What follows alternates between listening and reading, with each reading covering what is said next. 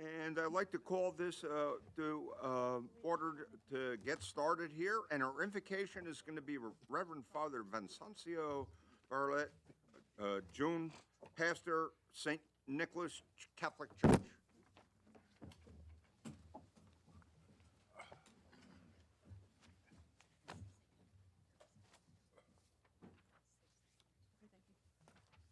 Hey, good evening. Welcome. Thank you. As we gathered here in the name of the Father, the Son, Holy Spirit, amen. God of our Creator, we come before you to discuss many things in our minds or discuss in our agenda. Lord, make us an instrument of your peace. Where there is hatred, let us show love. Where there is injury, pardon. Where there is doubt, faith. Where there is despair, hope. And where there is darkness, light, and where there is sadness, joy. O Divine Master, grant that we may not be so much sick to be consoled as to console, to be understood as to understand, to be loved as to love. For it is in giving that we receive, it is in pardoning that we are pardoned, and it is in dying that we are born to eternal life. In all this we ask through Christ our Lord. Amen. Amen. Father, Son, Holy Spirit. Pledge of Allegiance. I pledge allegiance to the flag of the United States of America and to the republic for which it stands, one nation, under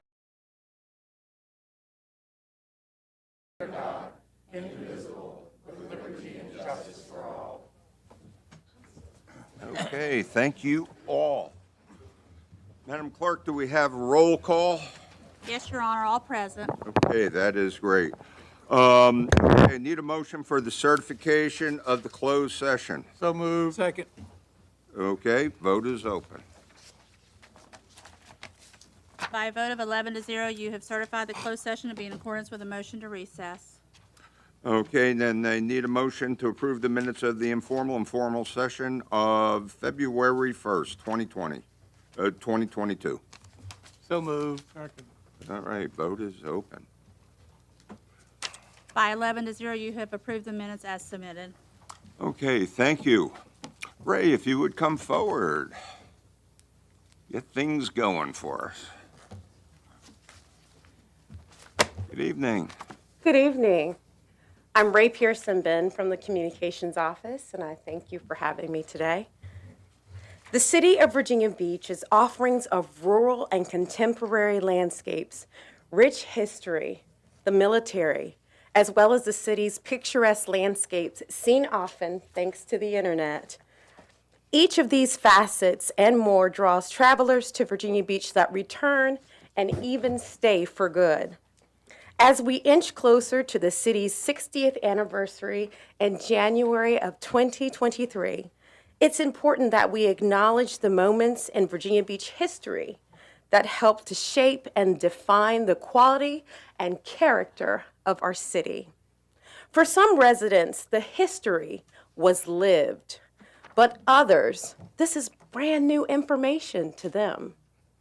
Either way, it's information that needs to be shared, learned, and preserved for generations to come.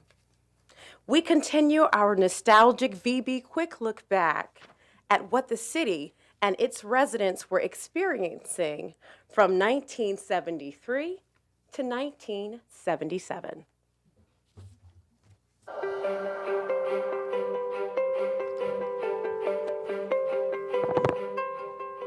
To look at today's landscape in the city of Virginia Beach, its mix of quaint and modern neighborhoods, thriving outlets for transportation, varied commerce and entertainment enjoyed by residents and tourists alike, it's hard to fathom that the birth of this city took place not quite 60 years ago.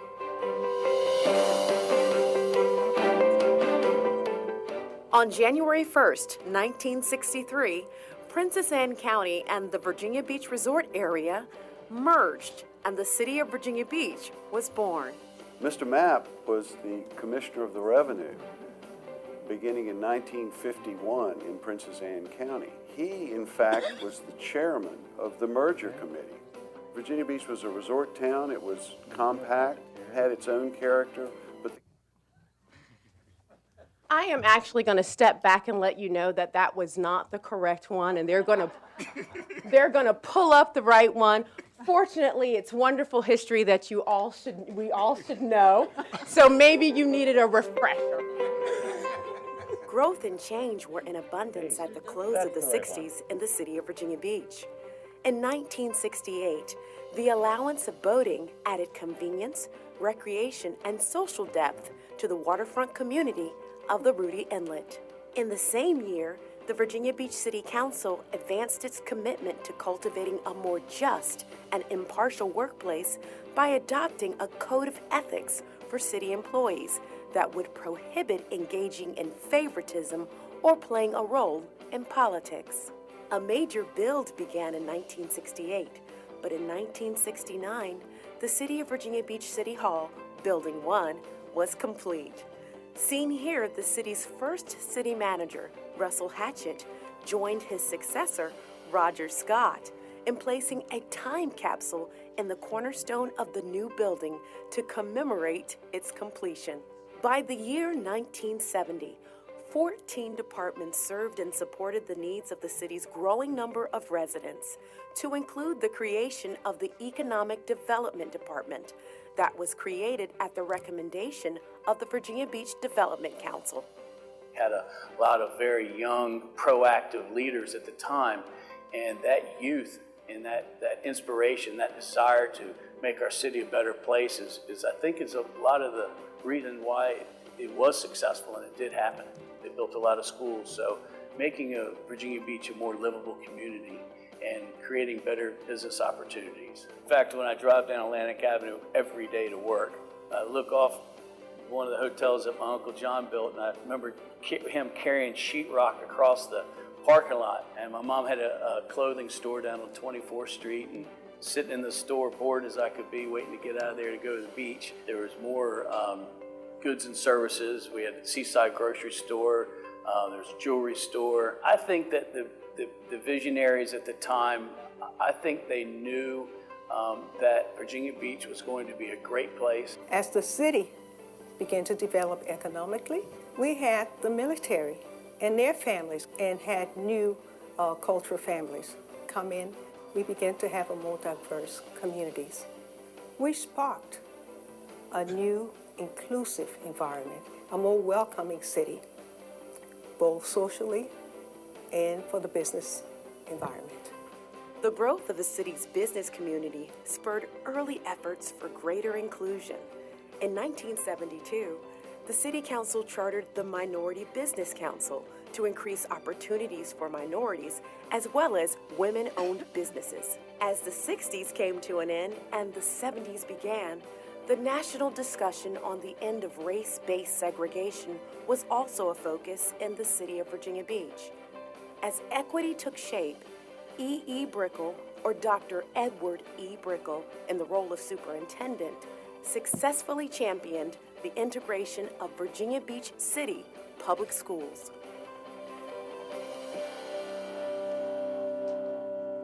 If you have pictures or videos you'd like to share that captured the early days of Virginia Beach, or proud reflections of what makes this city your home, we would love to hear from you.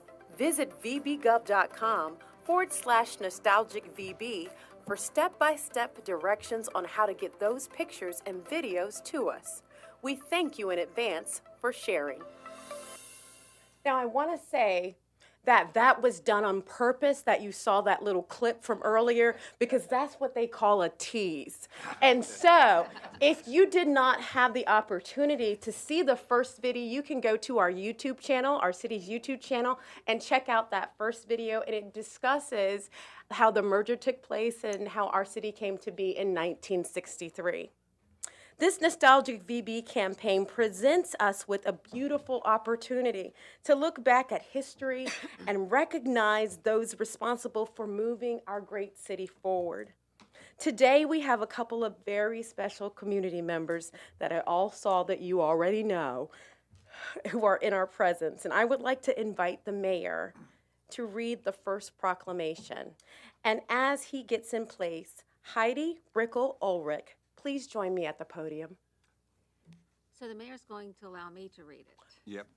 We have a couple council members that have special relations and friendships over the years. So, you know, I thought it only appropriate. As you know, Rosemary was on school board for many years and had a wonderful,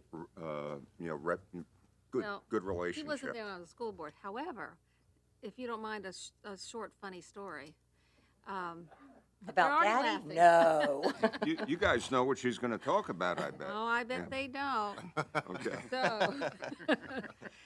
So when I graduated from high school, he had just become superintendent. And he was the keynote speaker at my graduation at Bayside High School. And I know he wanted to make a really great impression. And we know Dr. Easy Ed, which he was not, could really talk. Well, that night, he talked. And he talked. And then he talked some more. And he took a breath. And when he took a breath, everybody stood up, started clapping. And he got the message that he had talked enough.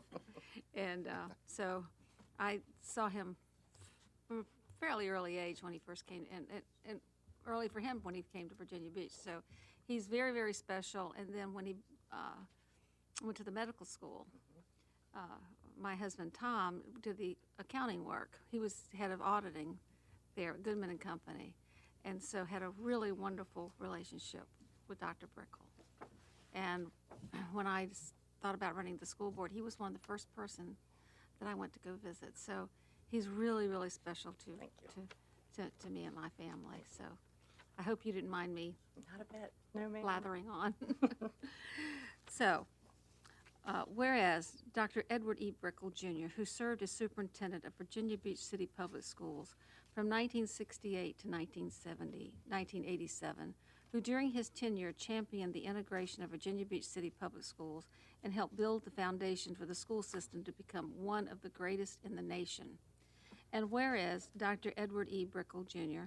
has given of his time and knowledge to help cultivate Virginia Beach into an outstanding location for many to call home and an enduring source of pride in its high standing among other large cities across the nation.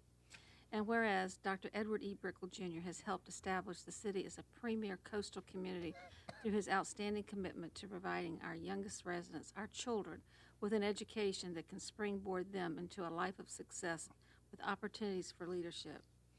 And whereas the city of Virginia Beach has greatly benefited from the expertise and enthusiastic support provided by Dr. Edward E. Brickle, Jr. He is counted among the city's residents and community contributors who have made Virginia Beach a unique and well-known place to live, work, and play. And whereas the community has been blessed with the unyielding sacrifice of Dr. Edward E. Brickle, Jr. as he has strengthened relationships with the citizens of Virginia Beach and within the Hampton Roads area. And whereas by exemplifying the model of citizenship and service in the city of Virginia Beach, Dr. Edward E. Brickle, Jr. has supported other citizens in the contribution of their skills and talents in the community. And whereas Nostalgic VB is a celebration of Virginia Beach pioneers and residents leading up to the 60th anniversary of our great city in January 2023. Now, therefore, I, Robert M. Dyer, Mayor of the City of Virginia Beach, Virginia, do hereby proclaim Dr. Edward E. Brickle, Jr., recipient of the Virginia Beach Diamond Award. And Virginia Beach and I call upon the citizens and members within government, agencies, public and private institutions, businesses, and schools in Virginia Beach to be of service for the benefit and betterment of the community, so that future generations can appreciate and further uplift our beloved city of Virginia Beach. In witness thereof, I have hereunto set my hand and caused the official seal of the city of Virginia Beach, Virginia, to be affixed this 15th day of February, 2022. Thank you.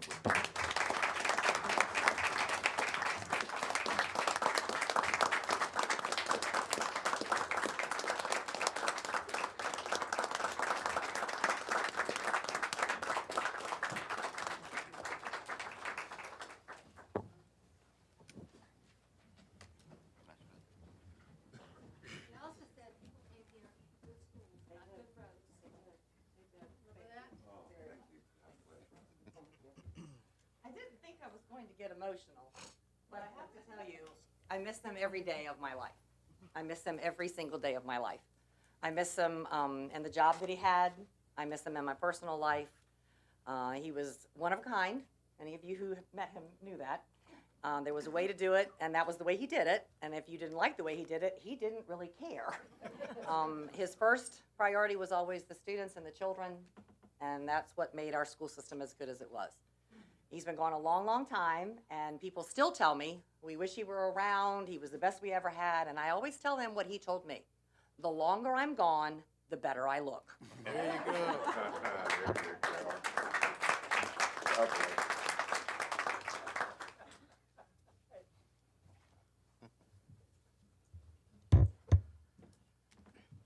Before our next guest is invited to the podium, I would like whomever the mayor has selected to read his proclamation in full. Okay, thank you. And Mrs. Henley had a very special relationship with Clancy Holland, so. Clancy, you don't have to stand up yet. I've got some words to say, too.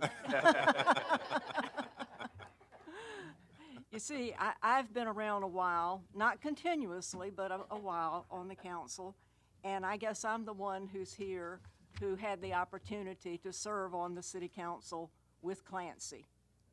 And nobody asked me who should be getting this award, but you got the right person. I can tell you that. As I recall, and I came on the council in '78 for the first time, which is kind of at the end of this period we're talking about tonight. But it was at a time when the city council had decided that we had to have a water supply.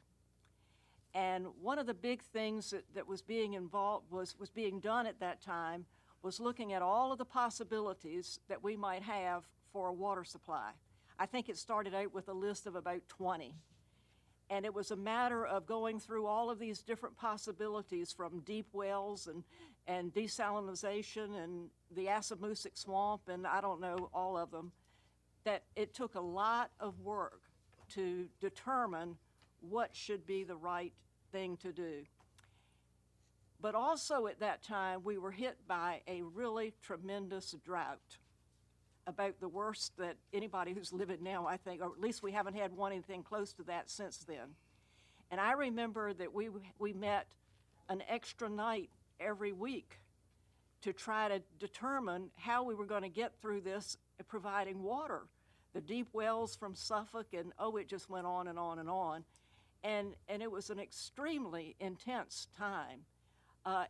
Even though the council was divided on other issues like growth, I can tell you that the water issue brought everybody together. And even though it took 15 more years before we ever got the water turned on, it was that time that started all of this work that led to what we have today. And another thing I remember that was pretty intense at that time, there were a lot of intense things, was the budget, when we kind of realized that we didn't have enough money. And I remember particularly the one that they kind of called the confrontation between Ed Brickell and George Hanbury. And at that time, we realized that we had to come up with better policies. And I think it was at that time that we began the policy that has carried us through today, where we make certain that we've got provided a certain percentage at the end of the year, and we came up with the 8 to 12% of what the next year's income was going to be, because we cannot finish the year and not have any money. And it was at that time that we began to make this policy that has led us to where we are today with our AAA bond ratings and a good reputation with the bond markets. And we have a lot of challenges today, but we've got water and we've got an ending balance. And it was the work of that council at that time that saw the beginning of these policies. And it was the leadership, I believe, a lot, of Clancy Holland that led the stability of that council that led us to this position that we're in. And I think the caliber of the leadership was what brought us here. And I think we've got Clancy to thank for a lot of it. When he left the city council, he went to the state in the Senate and did a lot more work. But he left us a legacy that we are still enjoying. And I think I'm so glad that you selected Clancy as the person to receive this honor tonight, and so I can read this resolution. Whereas Clancy Holland, who served as a member of the Virginia Beach City Council from 1970 to 1982, has served the community through his hard work, unwavering support, and tireless efforts to elevate the profile of the city of Virginia Beach and to enhance the quality of life for citizens. And whereas Clancy Holland has given of his time and knowledge to help shape Virginia Beach during the city's beginnings with decisions that helped cultivate it into an outstanding location for many to call home and an enduring source of pride in its high standing among other large cities across the nation. And whereas Clancy Holland has inspired others with his unyielding dedication to the projects and efforts throughout Virginia Beach to help establish the city as a premier coastal community. And whereas the city of Virginia Beach has greatly benefited from the foresight and enthusiastic support provided by Clancy Holland, he is counted among the city's residents and community contributors who have made Virginia Beach a unique and well-known place to live, work, and play. And whereas the community has been blessed by the wisdom and passionate advocacy of Clancy Holland, as he has fostered relationships with the citizens of Virginia Beach and within the Hampton Roads area. And whereas by exemplifying the model of citizenship and service in the city of Virginia Beach, Clancy Holland has mentored and empowered other citizens to contribute their skills and talents to the community. And whereas Nostalgic VB is a celebration of Virginia Beach pioneers and residents leading up to the 60th anniversary of our great city in January 2023, now therefore, I, Robert M. Dyer, Mayor of the City of Virginia Beach, Virginia, do hereby proclaim Clancy Holland, recipient of the Virginia Beach Diamond Award in Virginia Beach, and I call upon the citizens and members within government agencies, public and private institutions, business and schools in Virginia Beach to be of service for the benefit and betterment of the community so that future generations can appreciate and further uplift our beloved city of Virginia Beach. In witness whereof, I have hereunto set my hand and caused the official seal of the city of Virginia Beach, Virginia to be affixed this 15th day of February, 2022. And thank you, Clancy. You're certainly one of my mentors. Thank you.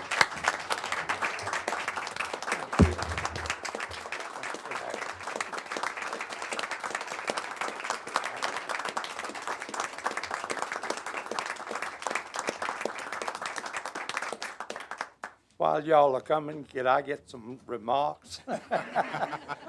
What politician doesn't like to have some remarks? Mr. Mayor, council members, Mr. City Manager, I appreciate this more than you'll ever know, and I'm sure my family is the same. My daughter, Catherine, is with me this evening. I cannot tell you all how much I love this city. I grew up in a little small farm town of 300 people. Off to college, then in the Navy, then the medical school, and decided to come to Virginia Beach to practice my medicine. And whenever I ran, I always told people, y'all must know, I love medicine, I only like politics. But thank goodness for 12 years they allowed me to stay on this council. And if you all will have any opportunities to let the people know, I've lived in 5 other cities at one time or another in the state of Virginia. And I cannot tell you what a great place we have here. Not due to me, due to all of you all, to all of these people that have been kind enough to make this a great city. And one of the things I must tell you is Ed Brickell was one of my closest friends, and education was my number one priority in politics. Second was development of businesses to come and help pay the taxes. But when we came to the water line from Lake Gaston through the State General Assembly and the Senate, I just happened to sit next to my brother who represented the counties out at Lake Gaston. And they thought, this is terrible. Y'all shouldn't be taking our water. I said, is this your water? They said, yes, Gaston is. We're right on the edge. I said, does that mean Virginia Beach owns Chesapeake Bay in the Atlantic Ocean? But my brother represented those counties. So he spoke up against the water line, and of course I spoke for it. We called each other terrible names in the process. Not dirty, but terrible. Our mother saw us on TV doing it, and she called both of us and said, y'all have got to be nicer to each other. I said, Mother, we went out and had dinner that night with a drink or two, maybe. Ladies and gentlemen, this is an honor that I'm sad but proud. And I cannot tell you all what a great city we live in. Not due to Clancy Holland, but it's due to all of you all and the residents of this place. I think when I went on the council in 1970, there maybe was 70, maybe 80,000 people. What are we now, 460,000? The largest city in the state of Virginia, and the beautiful city, and most delightful place to live. I have enjoyed practicing medicine here for years, enjoyed serving here and in this General Assembly. But I cannot thank you all that it's not me, it's the people I work with in this place that have helped make this city so proud. I do have one recommendation, that we do something about the history, because I'm a little bit of a history buff, but we maybe not Williamsburg, but this place is where the Jamestown people ended up stopping first. And if the Civic League at the North End had let them, they would have stayed, but they they voted them out. I'm sorry. That it's just a story that just coming together is just, and how much growth this was done in a farm town. It was a farm county at one time. But I thank you all. I cannot thank you enough. I admire every one of people who will put up their name to run for office. I just happened to look at somebody.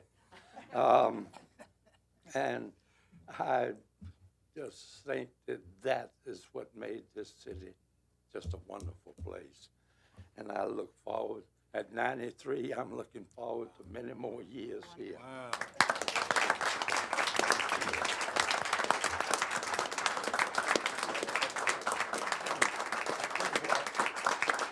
You're good. Take care. Oh, that's all right. My dog. Oh, we got to take a check. Shameless photo. Oh, okay. Everybody smile. Leave it alone and stay. That is hilarious. That's hilarious. Thank you God all. bless you, brother. Thank Take you. care. I'm going to leave with one thing, though. Don't make us eventually look like Amsterdam in the future as the water rises.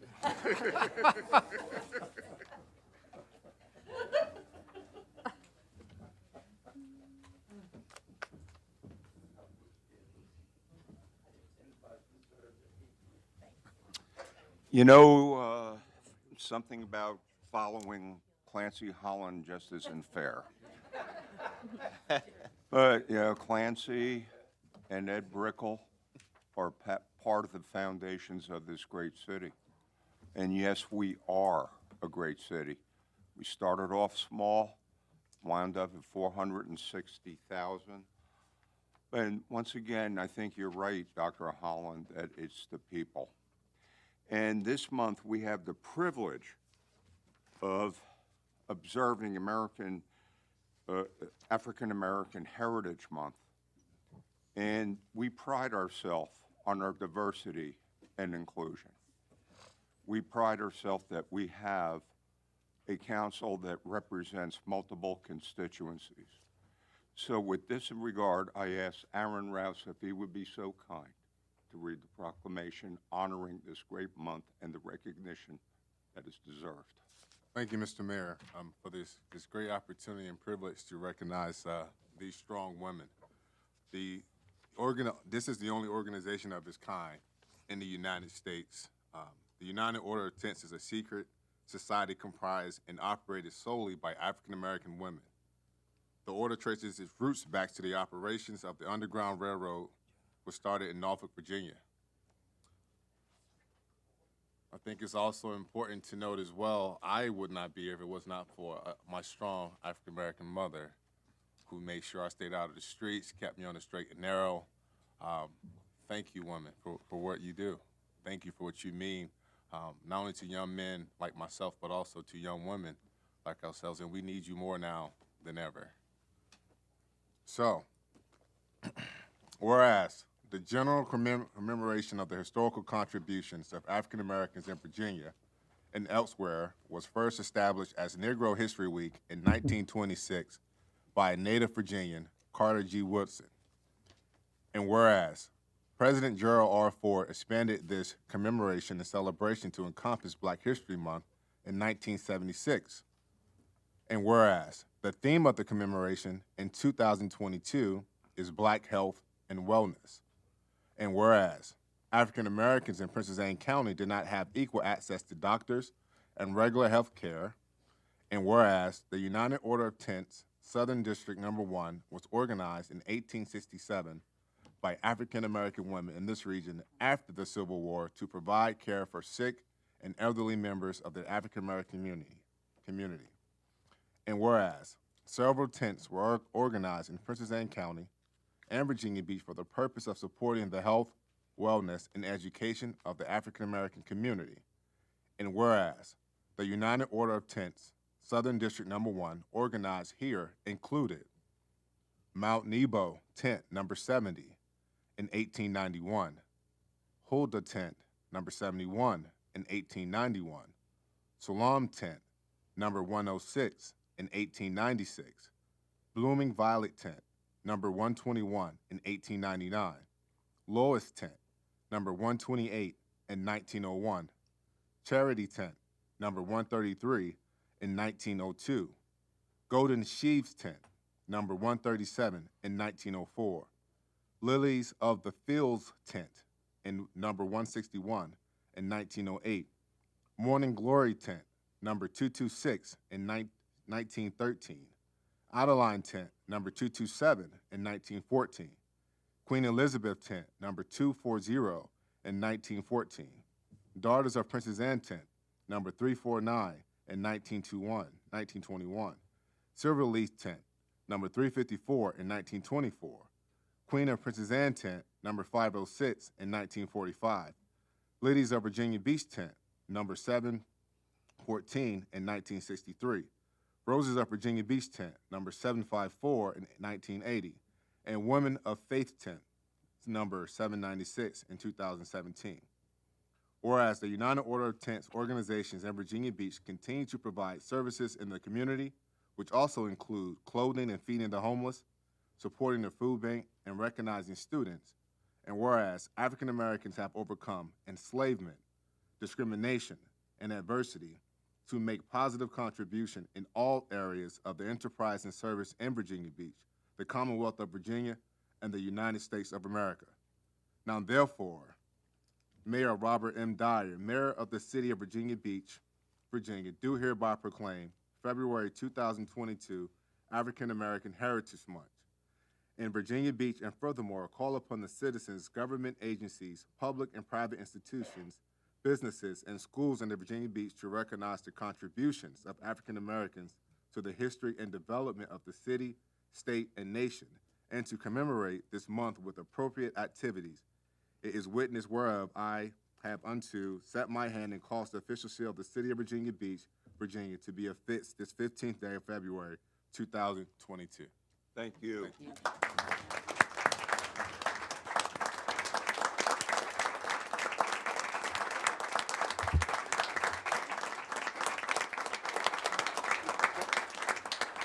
And we welcome Reverend Dr. Carla Lightfoot, Vice President, United Order of Tents, Southern District Number 1, and Dr. Brenda D. Reed, Deputy, United Order of Tents, Virginia Beach District. Welcome and welcome. All right, to the Honorable Mayor Dyer and to the City Council of Virginia Beach, we thank you so very much for this honor on tonight. We say for United Order of Tents, 155 years later, we still stand on the shoulder of those two women, two enslaved women, Harriet R. Taylor and Annetta M. Lane, our founders. We stand on their shoulders even today. And we just praise God that they had the tenacity to continue to go forward. And as we come on today, we just thank you so very much. We feel that we'll continue to be servants. And we thank you for honoring us on today. We count it a joy for all that you have done for us today. And I'm going to ask now that our deputy will give a few words.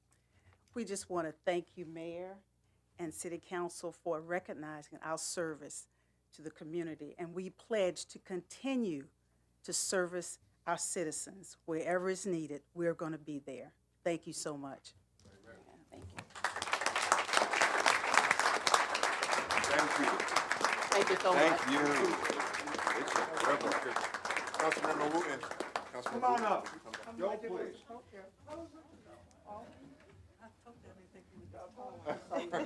Everybody said they don't think I'm not talking. You ladies want to hold that? Yes. Yeah, just open it up there. Oh, no, this was a council effort.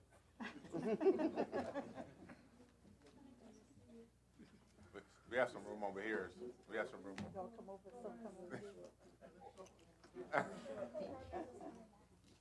Oh, this is Sister Lola Elliott, and she's one of our members. She's 90 years old. Wow. So, you know, still serving, still serving.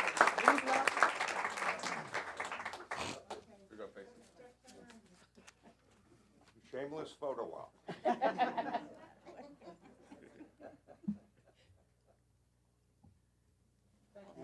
Thank you.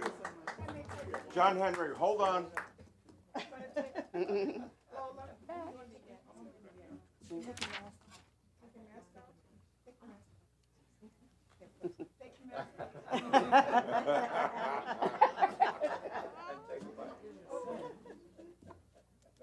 Okay, thank you. God bless you all. Thank you so very much. And thank you so much for what you do and what you're going to continue. Yes, I can't tell you how great. Thank you. I wanted to tell y'all.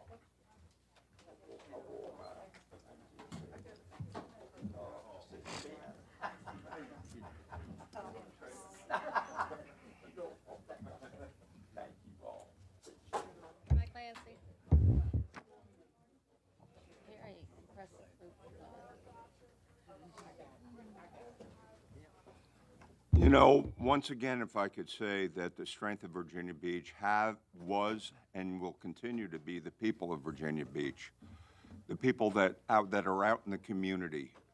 No council no government can do everything for everybody. But when you reach out into the community and find the dedication and the willingness to serve that we saw tonight, that's why we are and always will be VB Strong. Thank you. And I want to thank the three readers of the proclamations. Outstanding work. Thank you. Okay, at this point, ordinance to amend the calendar year 2020 tax levy on personal property and machinery and tools to provide a taxpayer dividend requested by Councilmember Moss. The first speaker is Mrs. Marsh. After Mrs. Marsh is Ms. Messner. Good evening, Mayor Dyer and council members. Good to be here again speaking to you. I am in favor of this taxpayer dividend. I think it is very much needed. Inflation costs are at the 40-year high, and we all know that, and they've actually quantified it in an article that the New York Post did in a dollar amount, because when you say 10%, 40 years, you don't really feel the pain.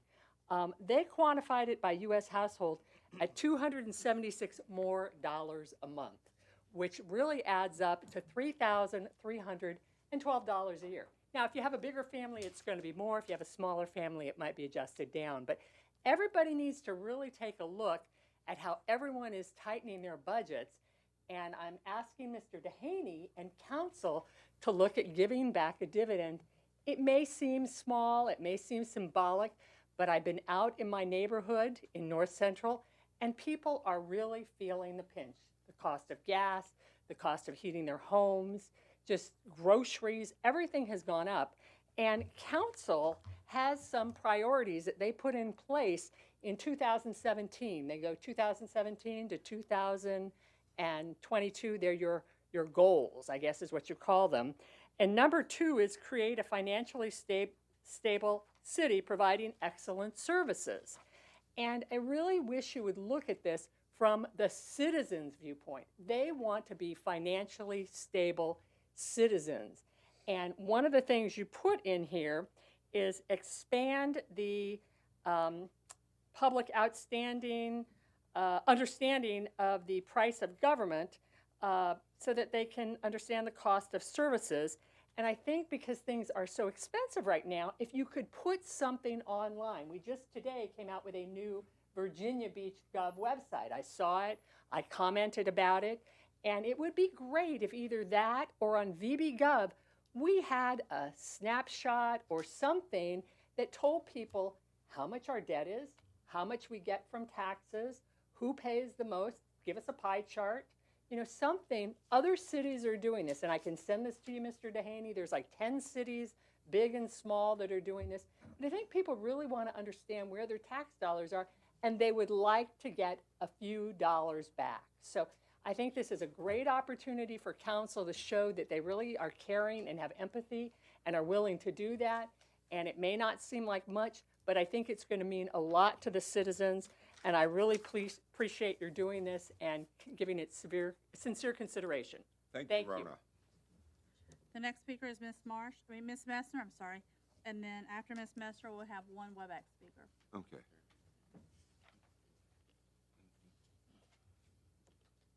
Good evening. Good evening.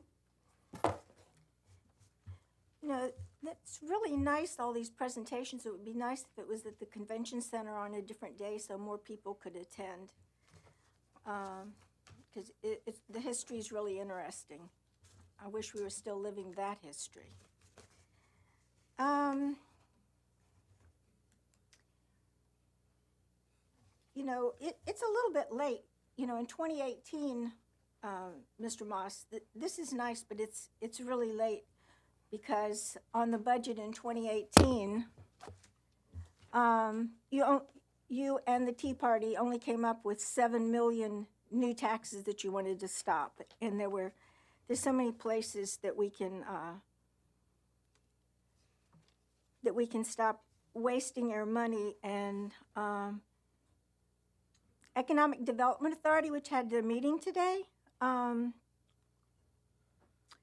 know, they've been bypassing the machine tax, tool tax, everything for the breweries, for steel, for Why Not Pizza. This has been going on for decades. That's part of our $3 billion debt. So you know, it's just, you know, 20 years late, and it's, you know, it's an election year. But this is the financial grade. We usually get a D, but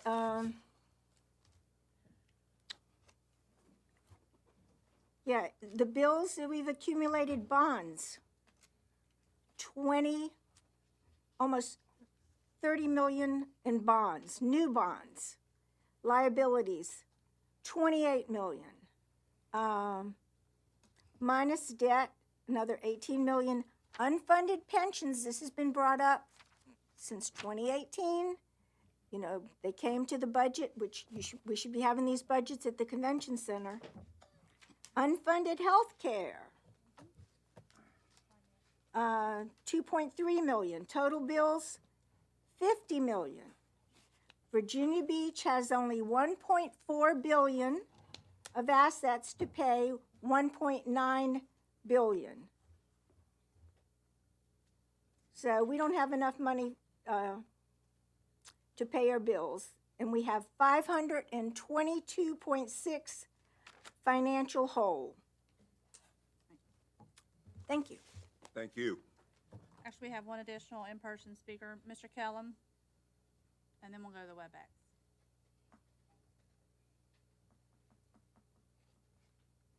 Good evening. Good evening. Mayor, members, I don't know whether it's just being nervous or I'm always out of breath when I come up here. Because I'm running around a little bit. There's a sign there telling you to take it easy, relax. Just so much. Here we go. I got enough paper here to start a whole deck. Tonight you're receiving public comment on an ordinance that proposes calendar year tax levy on personal property and machinery and tools, provide a taxpayer dividend. I'm here tonight to clearly delineate that this proposal was not correlated with my forecasting of personal property tax revenues for calendar year 22. In fact, based on information from J.D. Powers, which is an assessment program or assessment outfit that I use nationally, the January 1st, 2022 values for the Virginia Beach fleet will increase personal property revenues by over $60 million. Now, the COVID effect, supply chain disruptions, the distorted marketplace that we have all created an exceptional increase in the fair market value of vehicles owned by Virginia Beach taxpayers. Frankly, City Council has, as I can see it, three choices. One, accept the revenue windfall.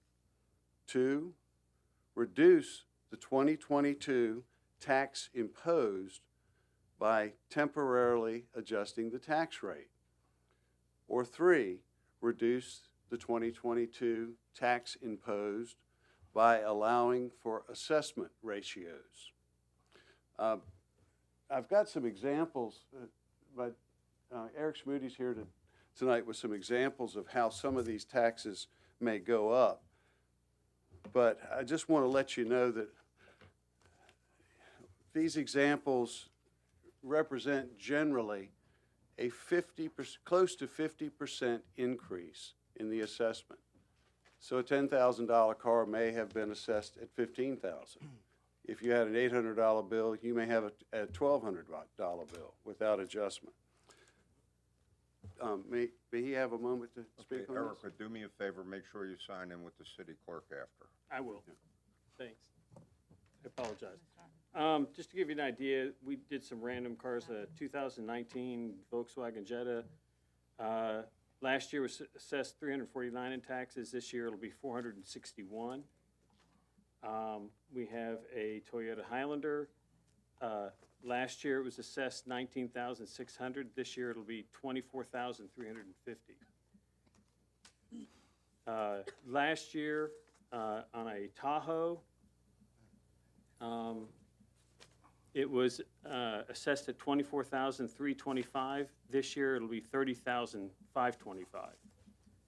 So these are depreciating assets that are actually not depreciating, they're increasing.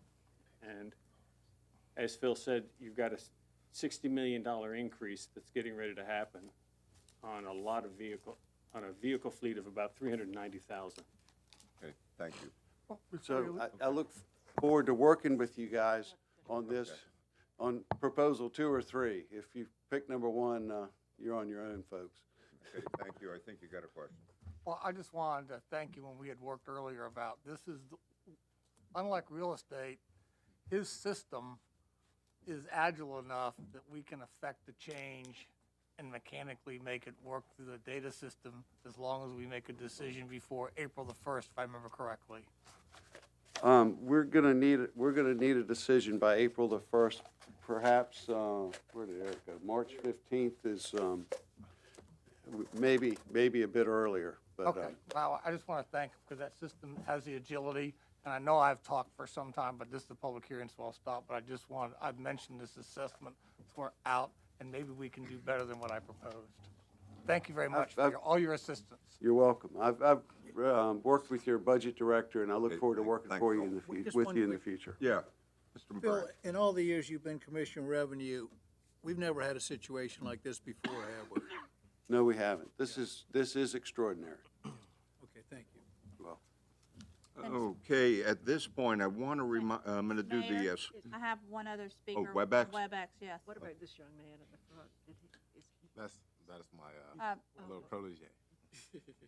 Diana Howard is speaking by WebEx. Ms. Howard, if you'll pause 2 to 3 seconds before beginning, you are unmuted.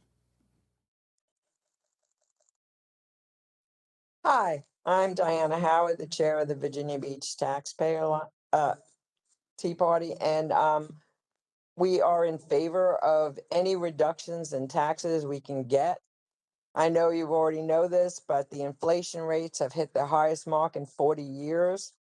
Gasoline prices are at the highest level in 10 years, a 42% increase over a year, thus raising the cost of everything from home heating oil to gasoline for trucks and cars to groceries and goods.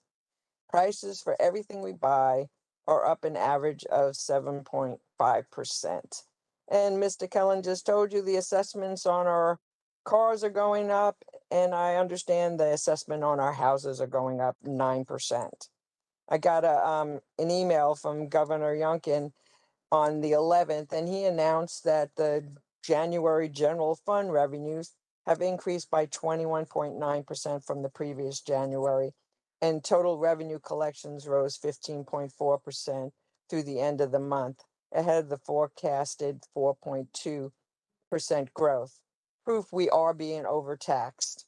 The Virginia government is flooded with cash, and tax revenues are in excess of what is needed to maintain current levels of service and a fair revenue.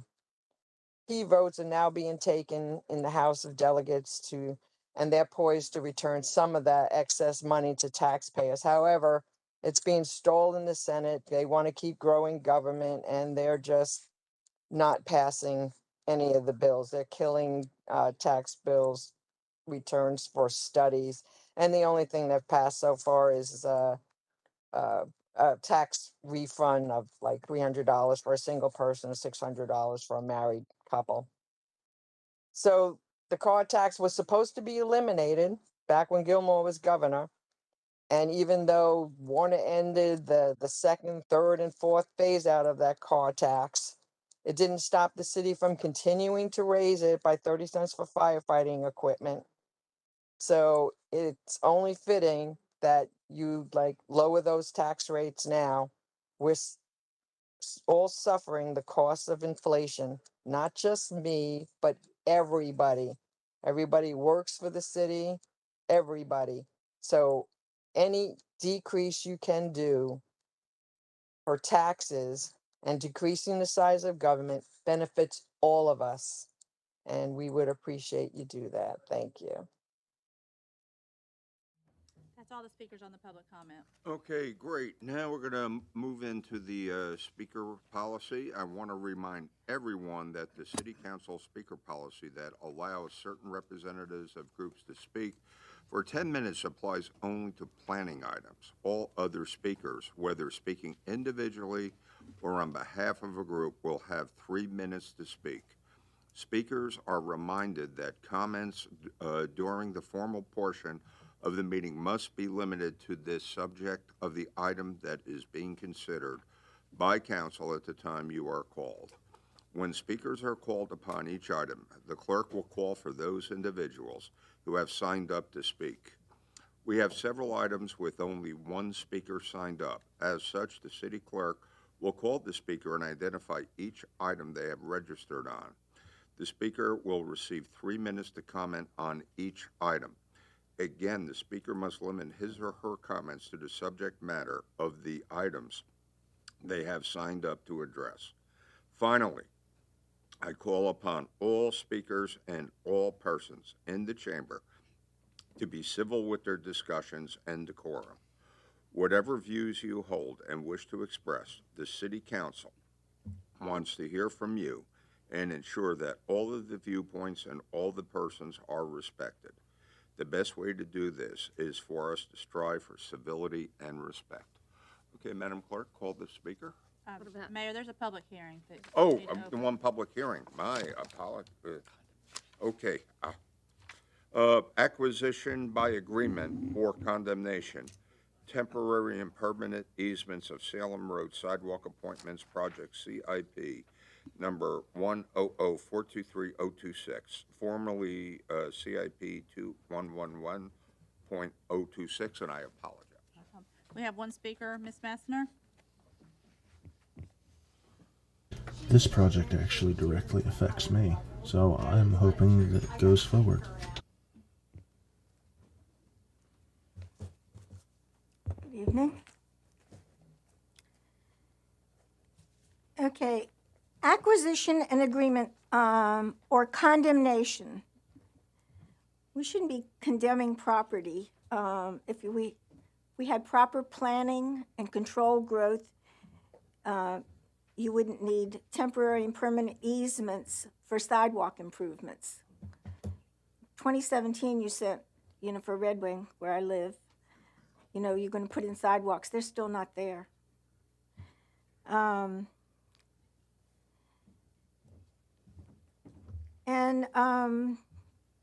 Those numbers were from Truth in Accounting on the budget. It's a national watchdog group that's been paying attention in Virginia Beach for a long time. We have major problems with infrastructure, potholes everywhere, uncontrolled growth, deadly crashes all the time. I don't know how our public safety people can possibly keep up. It's horrible to watch the news. And, it's like night and day from the history of what Virginia Beach was. And I don't know it's where really she's sad going what with it this or could what it be. has to do It with could the still be, subject at hand. Safe for everyone. Thank you. Okay. All right. Are we ready for that's it? Yes, that's all. Okay. If we can move on to, ordinances and resolutions. We have one speaker signed up on all items. Ms. Messner?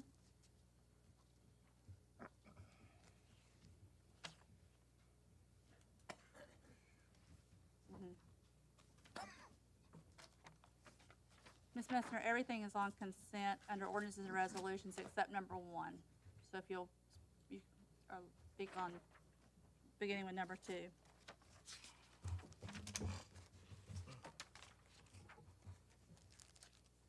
Okay.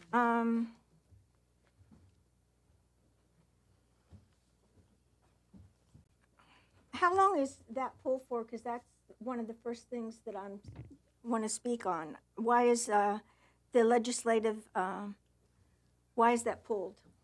You'll have your opportunity to speak on that. These are just the one item Okay. one speaker items. Okay, because I need to know what to bring, because some of the things are, I'm helping other people who cannot attend. Okay. 2, ordinance to amend the scope of CIP Capital Improvement Project 100-334, replace of Rudy Inlet Dredge. Allow capital maintenance of the existing dredge.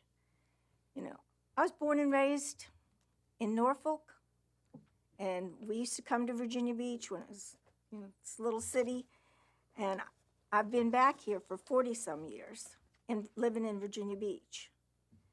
You've been trucking sand and dredging it. It is the ugliest beach on the planet. It used to be beautiful sand, and Croatan doesn't even have a beach. The way you're dredging it, So if you didn't build hotels, on the ocean side, we would not have the accelerated problems with beach erosion. Okay.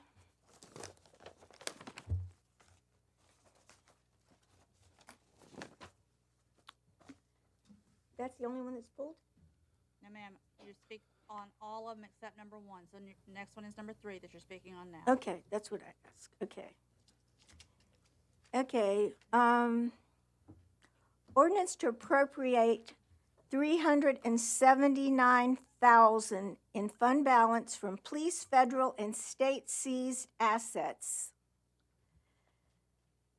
to the 2021-22 budget, and we're going into the 22-23 budget. Police operating budget, purchase, vehicles, equipment, and training.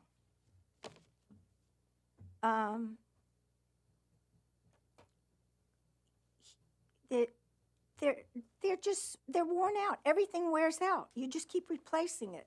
And the training, at least now, I think the people have to, after you pay them to train for 6 months, they have to stay for a certain period of time. At least I hope so.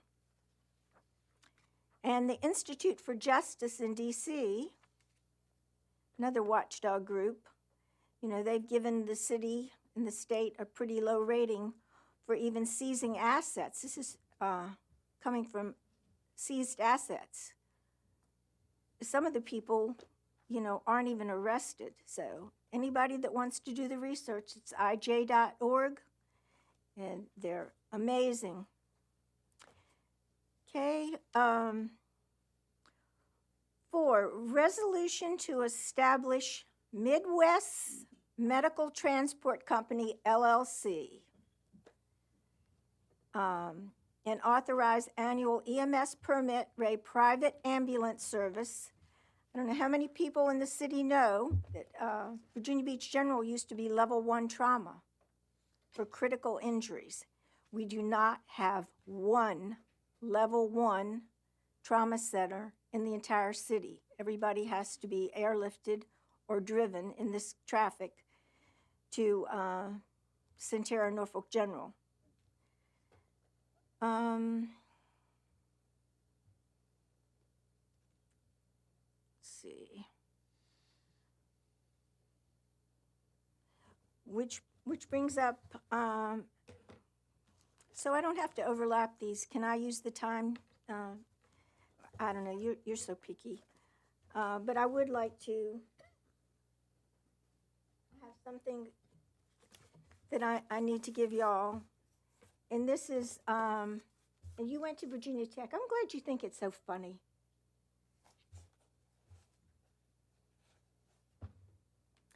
This is from Virginia Tech Care. And this is from Joe Samaha. I guess you're going to laugh at him, too. His daughter was killed in the Virginia Tech mass shooting, and he's trying For the to record, help. there's only 6 level 1 trauma centers in the entire I state. don't like having him smirk at me. But Okay, you don't, all right. all right, using this a is- tragedy to make a point is unacceptable. No. Okay. All right. Well, he can be polite too. He doesn't have to smirk. I'm taking the time to read this because he was in Richmond today with some of the victim families, and I have copies for all of you. Okay. On behalf of the Virginia Tech Family Outreach Foundation, formed by the families and survivors of the worst mass shooting on a college campus in U.S. history, we're asking council to pass a resolution in support of the proposed budget amendment. And I will give you all copies. With due respect, Ms. Okay. Manzner, as in stated in the speaker policy, Right. to speak directly to the item. Well, whatever item you think it's on, because,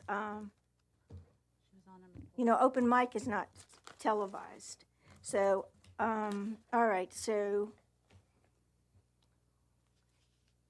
yeah, sorry to rain on your parade of, It's called civility, Mrs. Mesner. And that is also indicated in the speaker's policy. So if you can kindly move on. Number 5. 5, okay.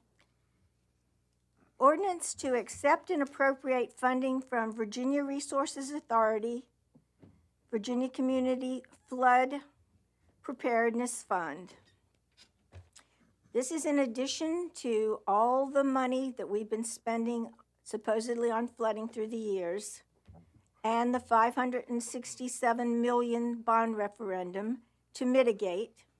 This is $3 million CIP, stormwater green infrastructure, and $2 million capital on SeaTac neighborhood.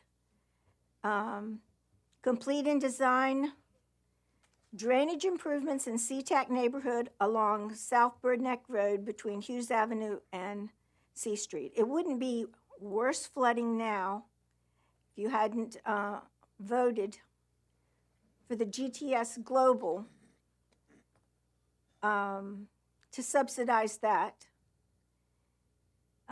70 acres of wildlife preserve. And that building is huge and all that traffic.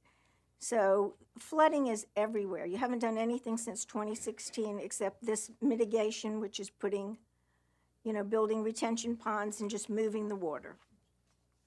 Okay, 6, accept and appropriate $22 Police Department operating budget, $25,000 from Criminal Justice Service, overtime, purchase of equipment, travel, training, and $378,000 purchase equipment to prevent.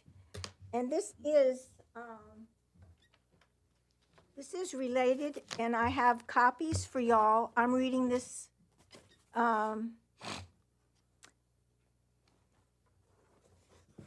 Has everything to do with public safety and the fact that you've had money and the police did not have body cams or anything.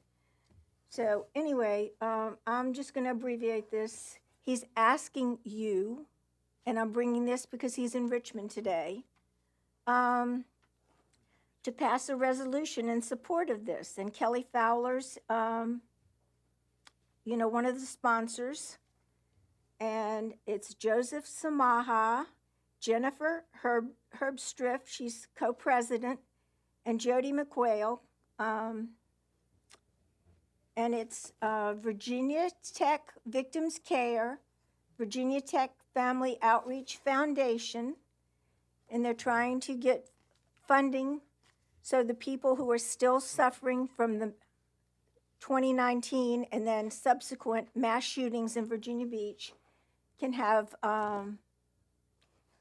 roughly 10 to 15 million, budgeted to help them with finding PTSD care.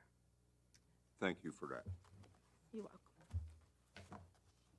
And I'll hand this to. There's other items on consent. If you'll open the public hearing for planning, sir. Okay. But I still want to give you the copies.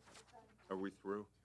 No, she's signed You up got on one all- more? She signed up on every plan. Okay. Oh, yeah. You know, we used to have, like the Freudian slip, we used to have a Taxpayers Alliance that did everything I'm doing. And now it's just one, morphed into one group, and Mr. Moss started, and Mr. Dean started that one. Mayor, can you open the public hearing for planning? Okay, and now open a public hearing for planning. So, Ms. Messner, you're the only speaker on every item except for 6 and 10. Okay.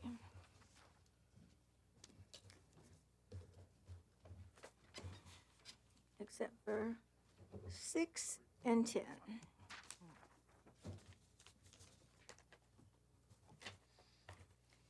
Number 1. Right. Conditional change in zoning, modification of proffers, change side yard setback.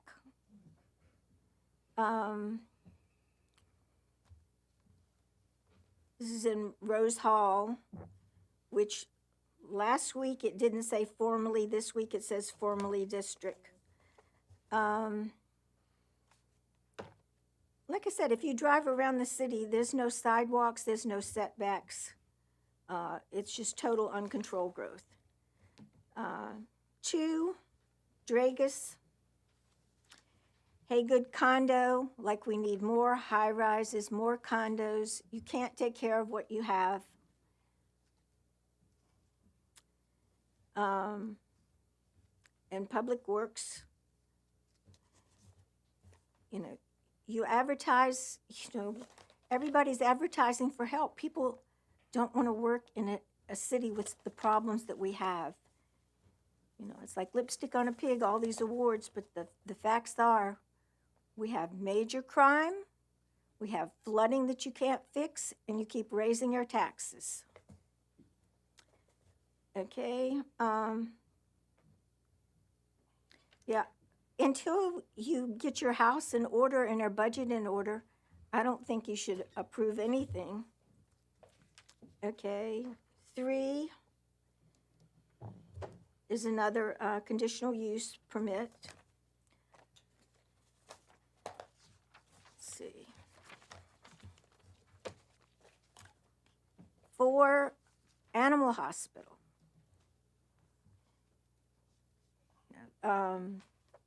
There's more help for pets than there are for people in the homeless shelter, you know. Animals are great, but, you know, we wouldn't have so many unwanted out animals if, you know, people took care of them and had the right yards and everything for them. Okay. That's outside the scope. Another conditional use permit, tattoo parlor.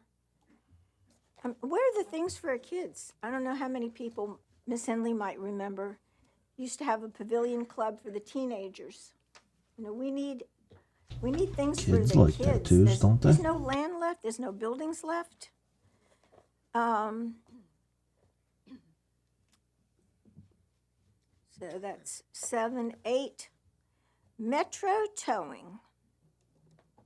Intercoastal assets, conditional use permit bulk storage yard.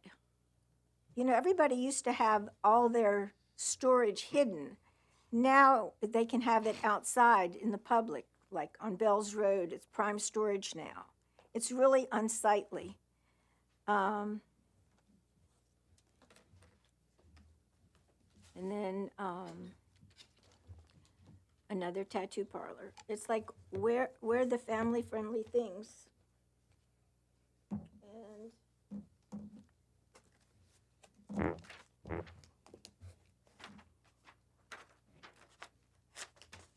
This is from the retreat on the 19th, where I'm sure you remember, I have all the videos, where Mr. Moss was so eager to introduce, you know, all the new sponsors. Town Bank, Cox, Centera, Steel, Dominion. Shouldn't have been introducing Dominion. And here's, you know, Town Bank, Morgan Davis, Aubrey Lane, Bob Taylor. And mass shooting, you know, contributing on the same page when somebody was running for mayor. So,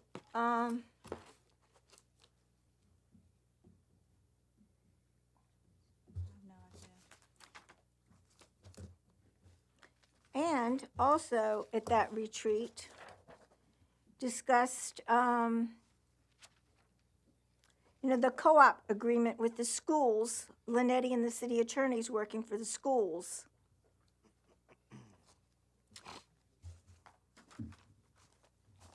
Okay, that's it, right? Yes, ma'am. Yes, ma'am. Thank you very much. Okay, Madam Vice Mayor, if you would be so kind to do the consent agenda. Yes, sir, yes. Under ordinances and resolutions, K, number 2, ordinance to amend the scope of CIP project number 100-334, replacement of Rudy Inlet dredge, may allow for capital maintenance of the existing dredge.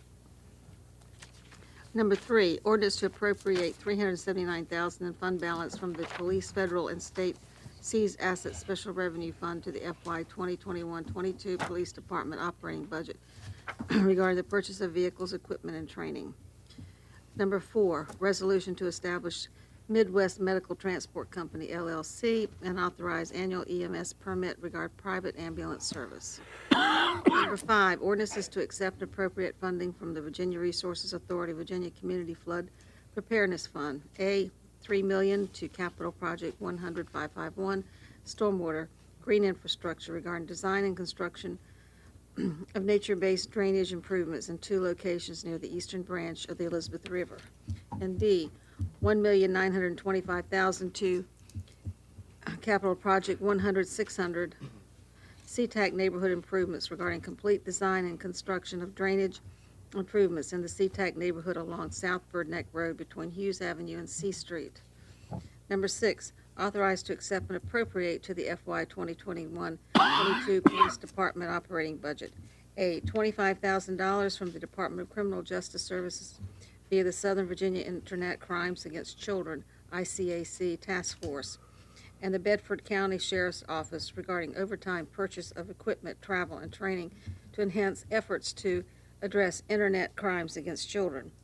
And B, $374,850 from the Department of Emergency Management via the U.S. Department of Homeland Security Federal Emergency Management Agency regarding purchase equipment to the prevent and respond to potential acts of terrorism. I open a public hearing on planning. Number 1, Aswini Kumar Pradhan and Puspalata Pradhan for a modification of proffers and conditional change of zoning regarding change side yard setbacks at 1521 Taylor Farm Road and 2617 Horse Pasture Road, District 5, formerly District 3, Rose Hall. Number 2, Dragus Associates, Inc., / Hawkins Mills, LC, / Hawkins Mill at Haygood Condominium Association, Inc., for a conditional change of zoning from the R10 residential district to conditional A24 apartment districts, and modification of proffers regarding increase in the number of multifamily dwellings by 16 at 5,000 and 5024 Haygood Road, District 4, formerly District 4 Bayside. Number 3, Envision Studio, Inc. / Woodway Nob Hill, LLC, for conditional use permit regarding tattoo parlor at 6361 Indian River Road, Suite 107, District 1, formerly District 1, Centerville. Number 4, Watson Real Estate 2, LLC, for conditional use permit regarding animal hospital and commercial kennel at 2497 North Landing Road, District 2, formerly District 7, Princess Anne. Number 5, Mirong Nulan / Lansdowne Commons owner, LLC, for conditional use permit regarding a tattoo parlor at 3312 Princess Anne Road, District 2, formerly District 7, Princess Anne. Number 7, Mitch B. Tattoos, LLC, DBA, Grayscale Tattoo Gallery / Mitchell Anthony Bear / Southern Star Companies, LLC, for conditional use permit regarding tattoo parlor at 265 Jersey Avenue, Suite 106, District 4, formerly District 4 Bayside.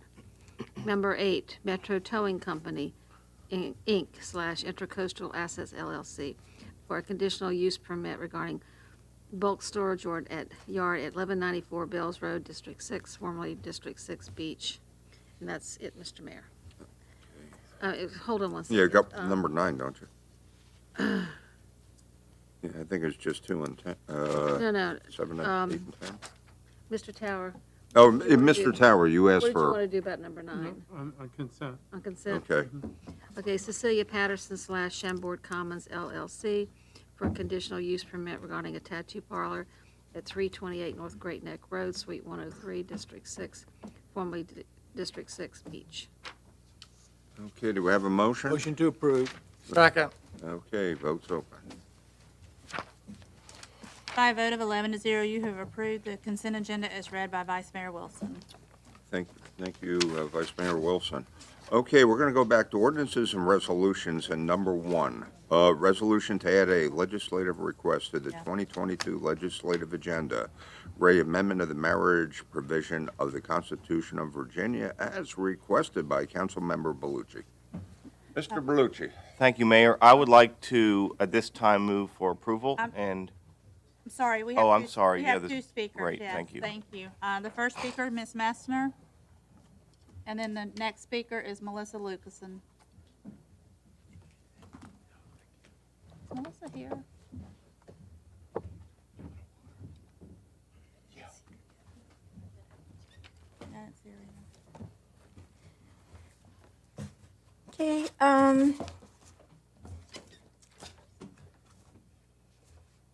as Mr. Moss has explained, this is like a technicality, but because it's part of the legislative agenda, and it's an add-on after the fact, I do object to adding things on, and I object to the fact that we're paying a lot of money to Deborah Bryan to work basically 24/7 to lobby for us. You're paying for lobbyists.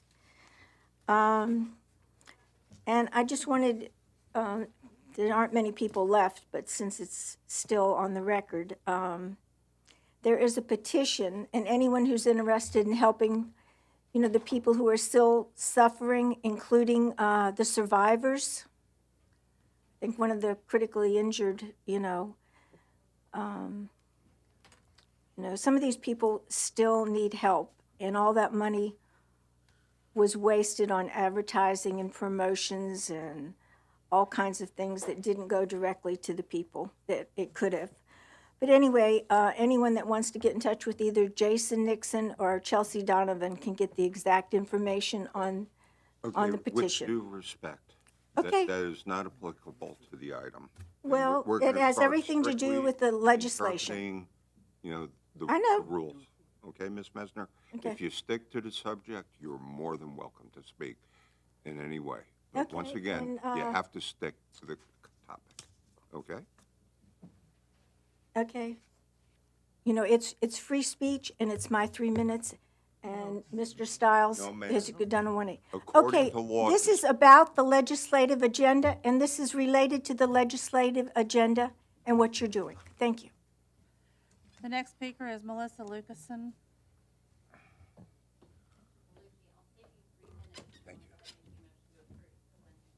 No, I welcome. Oh, come on up. We want to hear you. You've waited the whole time. Well, honestly, because I got stuck in traffic 2 weeks ago, I couldn't deliver it, and I was like, it's such a Plus, good it's speech. always good to see you. Thank you. Good evening, Council. Why do people get married? European political theory says that monogamy benefited social order. By the early 1800s, Americans understood heterosexual marriage as a mutual consent between a man and a woman to enter into a marriage contract. Legally, they became one under law, which rested on the Christian doctrine that two shall be one. Heterosexual desire is expected to be satisfied in the marriage, and each partner would have exclusive access to the other's body, thus expecting monogamy. It isn't 1865. It's 2022. And everyone in this room knows that marriage does not ensure monogamy, nor is it just for procreation and wealth management of the white patriarchy. By keeping the written law man and woman, it does not magically make American unions straight because, in truth, they never were.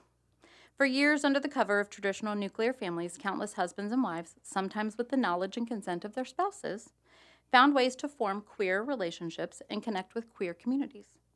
The landmark case, Obergefell v. Hodges, was decided in 2015 in the U.S. Supreme Court, granting same-sex couples the right to marry.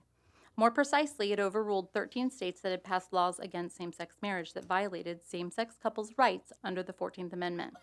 These rulings challenged the centuries-long religion-fueled idea that gay, lesbian, bisexual, and queer people are immoral and inferior.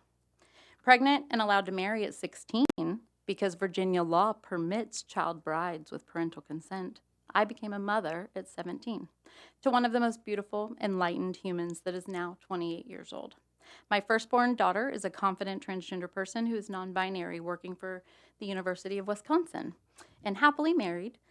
They've been fighting the gender binary since they were 3 years old. As a teenager, I was still forcing girls clothing on them, and they told me with a matter-of-factness, "Mom, clothes don't have gender."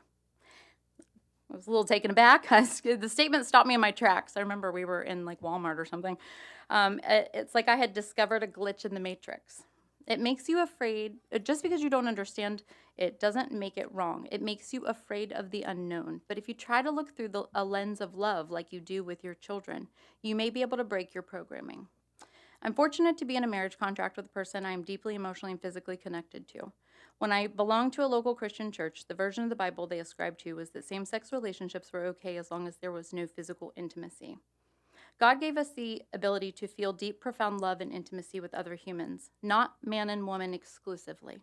I want my child to experience what I did when I fell in love with my husband, and I do not believe that God would withhold that from any of his children. Freedom of and from religion is a founding principle of this great country, and I expect the constitutionalists to uphold these principles in voting in favor. I want to close with this. Compassion, understanding, and empathy cannot be written Thank you very much. into law with words. It must be inscribed on the Appreciate heart you with coming up. love. Thank you. That's all the speakers, sir. Okay, Mr. Berlucci. Thank you, Mr. Mayor. I would like to make a motion to approve, and if I receive a second, I'd like to just make a few remarks. Second. We have motion, we have a second. Mr. Berlucci. Thank you very much. Well, listen, there's a lot of information in the agenda and in the background and justification for this resolution, and so I won't spend time reviewing that with you today. But I do want to go over a few key dates and some number of important historical facts. In 2006, Virginia, the Commonwealth of Virginia, amended our Constitution to reflect that a marriage would be between exclusively one man and one woman. This was in the middle of a national discourse and debate about marriage and the role of marriage. And it was the will of the people at the time to amend the Constitution to make that change. But on 2014, after Tony London and Tim Bostic of Norfolk challenged this amendment to our Constitution, and a Norfolk federal judge overturned and ruled as unconstitutional this amendment, Virginia affirmed the right of all people to marry the person they loved. And it happens to have been on Valentine's Day of 2014 when this occurred. And it was interesting because I was beginning to become more active in the community around this time. And the day after the ruling came out, a number of us organized a really remarkable, getting chills thinking about it, celebration of this ruling with a variety of community organizations. And just on my Facebook page today, those of you who have Facebook know that you get a kind of a notification of a memory. And so 8 years ago today, we were standing together celebrating that Virginia is for all lovers. That was the theme of our event. And then in 2000, so that was exactly 8 years ago today. In 2015, the U.S. Supreme Court, as Ms. Lucasen noted, affirmed the right to marry to all Americans. And so it invalidated the amendment to our Virginia Constitution. And yet, this language remains, the language that's exclusionary and discriminatory, and that invalidates the legal marriages that many of our neighbors, friends, loved ones, family members, colleagues are part of. And then in 2021, legislation passed the Virginia General Assembly, both houses, which would begin the process to repeal this amendment to our Constitution to reflect law and to reflect the changing values of our country and of our community and of our city. And this legislation passed with broad bipartisan support. And then in 2022, something changed, and the broad bipartisan support for this legislation appears to have evaporated, which is confusing to me and many others. And so we find ourselves in a critical moment. I think it was today, could have been yesterday, was crossover. And the amendment, the legislation to amend the Constitution passed the Virginia Senate with bipartisan support, but it failed in the House. But as they say in Richmond, we get another bite of the apple when the bills cross over. So this is a critical moment in this discussion for our Commonwealth to consider this amendment. And it's also a critical moment for the city of Virginia Beach, the largest city in the Commonwealth of Virginia, to make a declarative statement about our values and about our families, about our neighbors and our loved ones. So I want to take a moment to recognize a few people who have been instrumental in this process, the sponsors of the legislation to amend our Constitution in the General Assembly, Delegate Sickles and Senator Eben. Equality Virginia, Hampton Roads Pride, where I served as president, the LGBT Life Center, the Governor's for LGBTQ Advisory Board, where I serve, the Human Rights Commission, where I served previously and where I'm proud to remain as a liaison. And I want to also thank explicitly Lisa Turner. Lisa is a Virginia Beach resident, and she has been instrumental in working with legislators for many, many years to formulate and to advance this legislation. So Lisa, I know you're out there somewhere. I want to thank you for your efforts. But this is not, it was sometimes easy to get caught up about policy and about law and about legislation, and yes, even too about politics. And we forget the human impact of the policies that the General Assembly and even that we help shape at City Council. So I've been reflecting about this law, and I just keep thinking about my friends Klaus Ehleman and Robert Roman, who in 2006 were so compelled to share the importance of this discussion with our community that they stood at their precinct all day long from open to close, holding hands to demonstrate their love for each other and for their simple, human, respectful request that others can affirm their love and their equality under law. And then I think about people like Joe and Bill, Shelley and Michelle, Laurel and Sarah, Tina and Marie, Miles and Gary, Sandy and Shauna, Felix and Ed, Nicole and Andrea, all people who live in loving families and marriages in our city and in our Commonwealth. And I also think about the young people who are in relationships or aspire to be married, who might consider the people I just listed or look forward to forming a family of their own one day, and then look at our Constitution and find that as a matter of law, Virginia does not affirm their equality, their equal rights, their equal protection under law, and equal opportunity to marry the person they love. And that's not the kind of message I think we want to send. So we have a unique opportunity here. I think that less optimistic people could look at the state we're in terms of the fact that this language exists in our Constitution and be pessimistic. We could think about discrimination, and we could think about exclusion, and we could think about unfairness. But I don't look at it that way because I see how far we've come in a short amount of time, and also in the long haul. We've come a long way, and there's a lot to be proud of, and there's a lot to be grateful for. And I also see a lot of hope. I see hope because I think there's broad bipartisan support on this council to send a message to the General Assembly. I see hope because I see people working across the aisle in Richmond and even in our country to fix this problem. And I see hope because we're still working on it. We have the ability to help to shape the type of commonwealth and community we want to live in, and that's exactly the process that we're participating in today.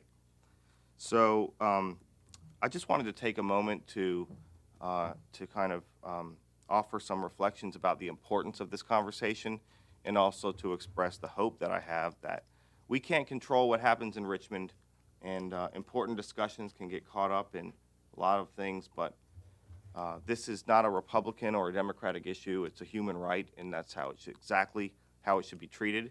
And I think that's the message we're going to send as a council here today. So, Mr. Mayor, I thank you, and I will conclude my remarks. Okay, did we get a second on this? Any other discussion? Okay, do we have a second? Yeah, I already voted. Okay. I seconded. Okay, So did I. vote is open.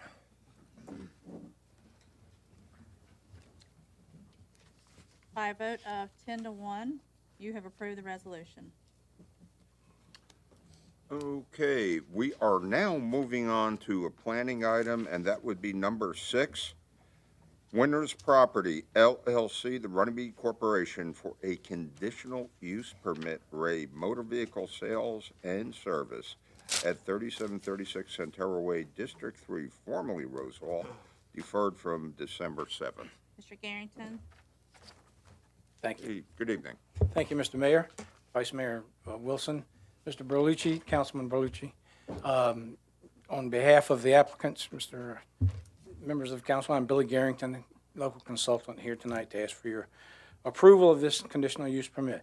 And first of all, Mr. Berlucci, we'd like to thank you for taking the time to meet with us the several times that we have met since this case first came up. We know how valuable your time is and how valuable the people who live in the neighborhood's time is. And you have been very gracious and kind with your time to come out and meet with us, and we thank you for that. So, Mr. Mayor and members of the council, the request that's in front of you tonight is for a conditional use permit for the 3.2 acre parcel known as 3736 Centero Way. Will be a new car dealership, Genesis dealership, on that piece of property. Comes to you with a recommendation of your planning commission and your planning staff also. There is a commercial site plan that has already been approved for this piece of property for an office building. So if we were building an office building, it would be a moot point because it's already been approved for tree removal, for stormwater treatment, all of that. But anytime you have car sales, motor vehicle sales and service in B2, you have to have a conditional use permit, and that's why we're here. This property also, back in 1997, was part of the development that took place just to the east of this, which was at the time Drivers World, which is now Checkered Flag Hyundai. But this parcel was also earmarked to be parking for that dealership that was built in 1997, but it was never completed, so therefore it's vacant, and we're here tonight to ask you for the approval for it. So in the staff write-up that you have, there are 11 conditions, and I think there's even a 12th condition that was added by the Planning Commission that has to do with the unloading and loading of cars on this piece of property. So there are 12 conditions there to make sure that we are good citizens, good neighbors, and get along with the people in the area, and we're in total agreement with those 12 conditions in the staff write-up.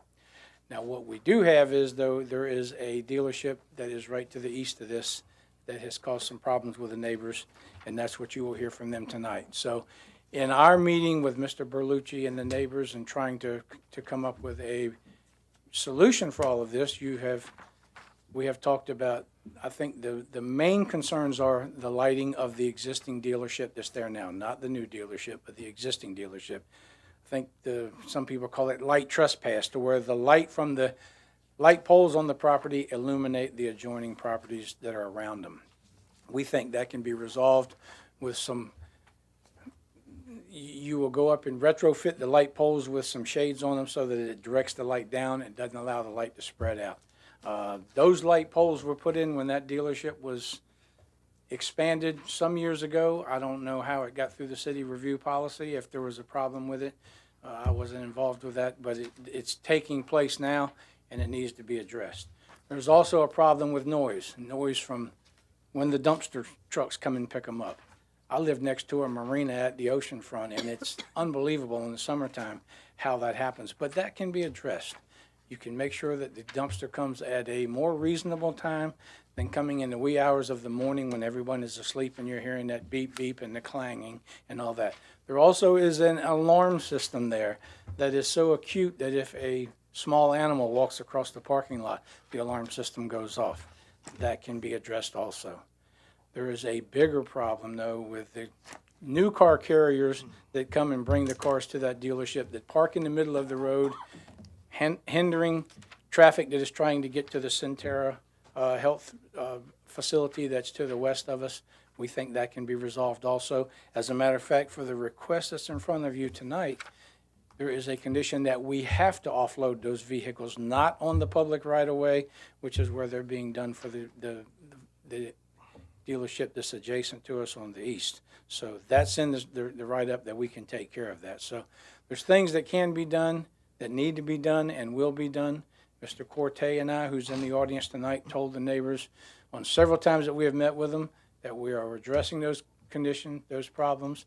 We will continue to address them. All they have to do is let us know. But in talking with the people who run the dealership, these situations were never brought to their attention until we applied for this conditional use permit that's in front of you tonight. So had they known about them earlier and had it been brought to their attention earlier, maybe some of these things could have already been taken care of.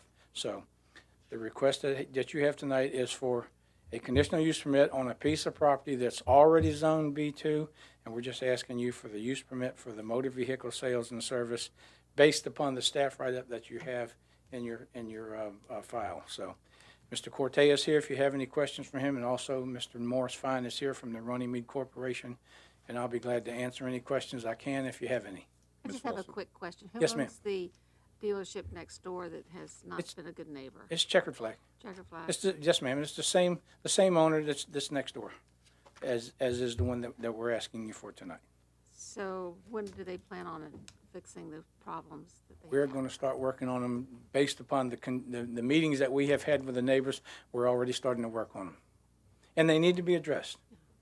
Have you accomplished any of that? Well, we're going to get the lighting people to come out that is going to do the lighting on the new site and tell us what we can do to take care of those light fixtures to make sure that light issue goes away. The problem with the new car carriers is that's a little bit more complex because you never know when that truck is going to show up, and it's never the same driver that comes every time. So that's something that will take a little bit longer to take care of. The alarm system, the dumpsters, that's already in the works. So there's things that we can do right away, but some of the other things will take a little bit longer, but they need to be done to make sure that you're a good neighbor. Thank you, Billy. Okay, anybody else? Mr. Moss?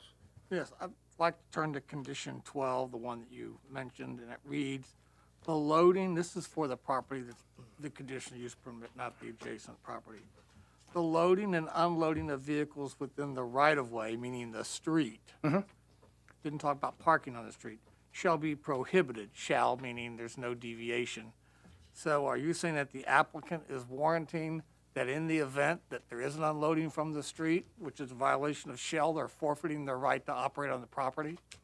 We were conditioned at the planning commission that we could not offload the vehicles in the public right of way. We need to do it on site or not on the public right of way. That's not what I'm asking. Okay. I'm asking if in fact the shall doesn't happen, have you proffered that you forfeit your right to protest the shutdown of your property operation because you didn't comply with the terms of the proffers? I would think that would be a given.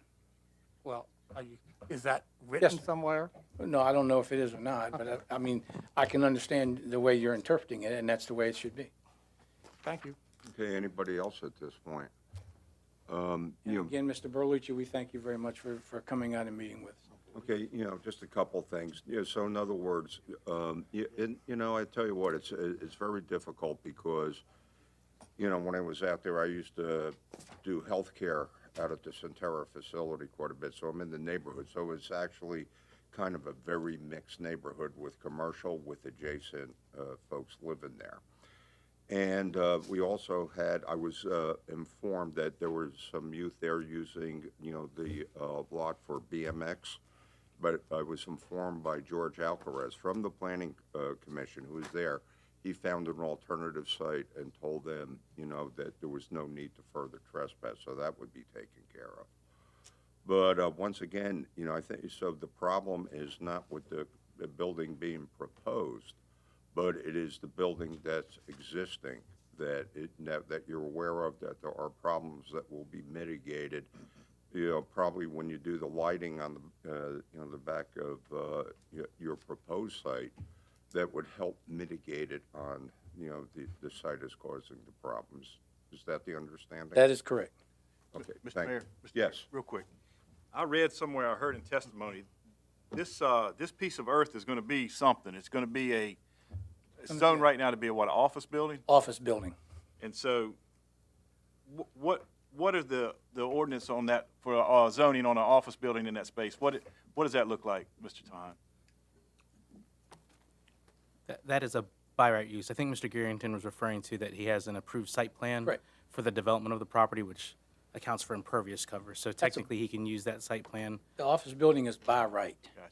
And the same amount of impervious cover that was there for the office building is what we're using for the car dealership, which is why we didn't have to go through another site plan review. So which footprint is bigger then? The office building footprint or the? Same. Same? Yes, sir. Okay. Thank you. Mr. Rouse. Was just wondering, do we have more speakers? Yes. Oh. No more Okay. questions? No, Thank you. Mr. Moss, did you have a follow-up? No, I have a question for staff, but I want to wait till all the people have spoken. Okay. Anybody else? Okay, thank you very much. The next speaker, Kyle Corte.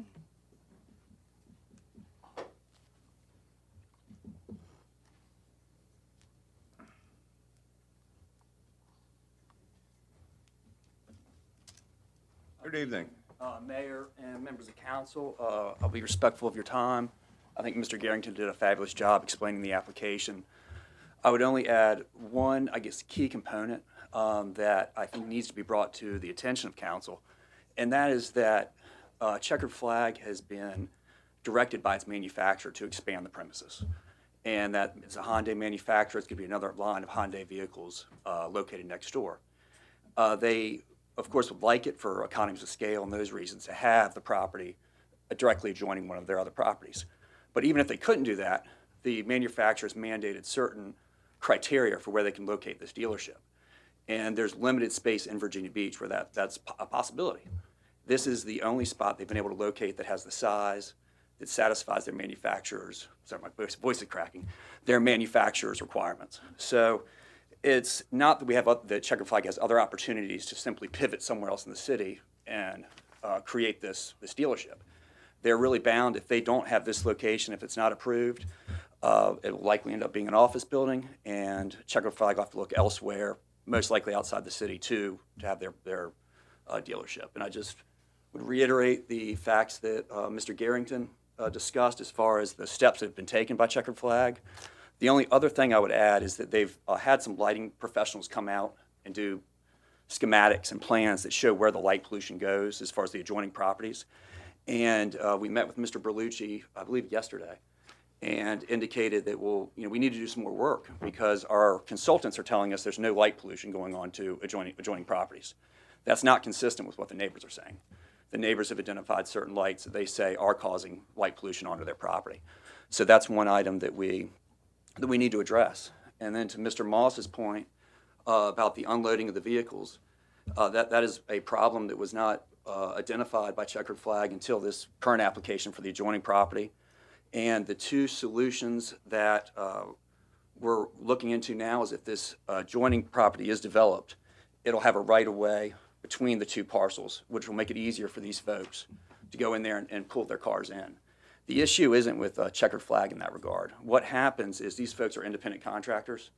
You might see them one time, they show up, you get angry at them for not unloading the vehicles where they're supposed to. You never see that guy again. It's somebody else. So we're out there, we're trying to enforce it, but simply telling somebody one time to do it, have them fix it, doesn't help the next time around.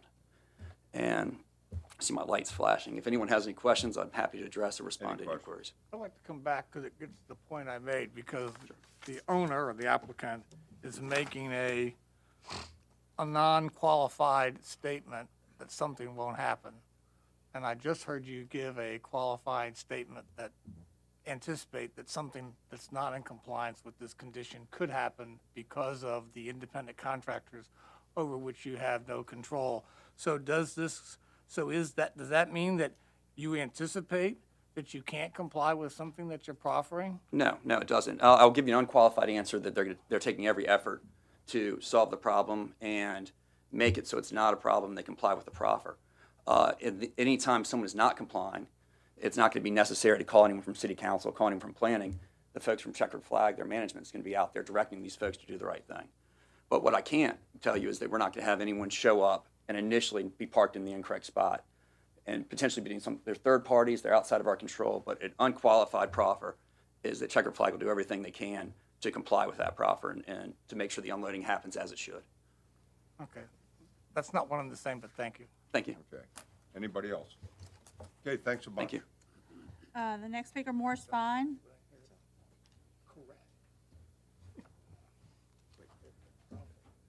And after Mr. Fine will be Francis Sansons. Good Mayor, evening. how are you and the Vice Mayor and members of the council? I represent the Runnymede Corporation, which is my family, the Fine family. They've owned this property for 60 years, and as you've heard, it is zoned for office buildings, and we have had site approval of an office building there, but for one reason or another, it has not developed into that type of building. All the property around it was owned by my family and has been developed by the family throughout the years. And this is the last piece, and we have agreed to sell it to Checkered Flag. And the Fine family has been supportive of all of the institutions here in the city for many years, as well as the Snyder family who owns Checkered Flag. And I must represent to you that if Mr. Moss has got a problem or Mr. Berlucci has a problem with regard to any of these conditions, I would say that you've got responsible people to try to enforce it. And we're on the same team that you are. We support the aims of this city to be a better city. I was taken aback to see my good friend Clancy Holland here today. He's one of the old boys, and so am I, and so we are on that team. We want it to be a better city, and we dedicate ourselves to making this a better city. And I would thank you to approve this application. Any questions?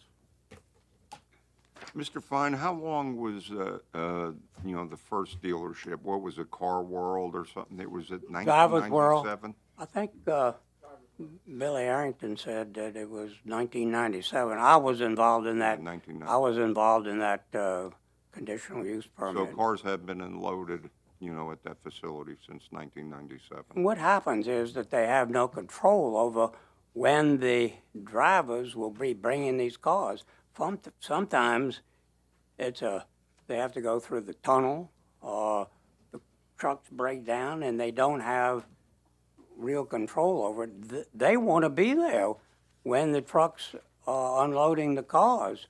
It's not to their interest to interfere at nighttime for the cars to be unloaded. I understand how the neighbors would object. It's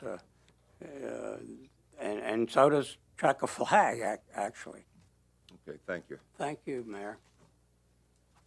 The next speaker is Francis Sansons. Hi. I'm sorry? Yeah, sure. I understand you're representing the Civic League, is that correct? Yes. Hey, good evening. Good evening. And this is a diagram of what's there. Can we pass it around? And We I have can get to, it yes. back? Mm-hmm. And you may give it back to you? Yes, ma'am. Okay, it'll end up over on the other side. Okay. Good evening, Honorable Mayor and members of City Council. My name is Fran Sansone, and I'm the recording secretary for the Princess Anne Plaza Civic League. At the December 7th council meeting, at the December 7th City Council meeting, Windsor Forest, Windsor Woods area residents, and other Virginia Beach residents, and I, speaking on behalf of the Plaza Civic League, shared our serious concerns about the request for a conditional use permit by Winters Properties for a new checkered flag auto repair and dealership on 3+ acres of old-growth wooded land, commonly referred to by the residents as Centerway Woods. We thank council for deferring its vote for 60 days to give residents time to meet with the applicant. Our hope was this time extension would bring some agreement related to the good neighbor serious concerns brought up by residents who live adjacent to the existing checkered flag dealership and that repair facility. Those serious concerns included excessive stormwater runoff management, enhanced potential of nearby homes flooding, preservation of as much land and trees as possible to help sustain sufficient habitat for observed wildlife. That includes federally protected raptors such as the red-tailed hawk, which Mr. Rouse knew all about back in December, owls, and bald eagle that has been seen flying from those woods on multiple occasions. According to local residents, the current checkered flag dealership and auto repair has ignored their complaints of reasonable conditional use permits such as trash continuously generated and littering the roadway and the neighborhood, intrusive lighting, loud announcements in the middle of the night from outside audio speakers while residents are sleeping, auto traffic and long-term stationary vehicles parked on Centera Way, car transport trailers using the adjacent long-term care, hospice, rehab, and care facility to turn around, and some of those transport trailers arriving outside the dealership's operating hours and subsequently parking on Centera Way with diesel engines running, often waking up residents. The property owner did not, nor the applicant or their management, show up to meet residential neighbors and hear firsthand of the residents' serious concerns.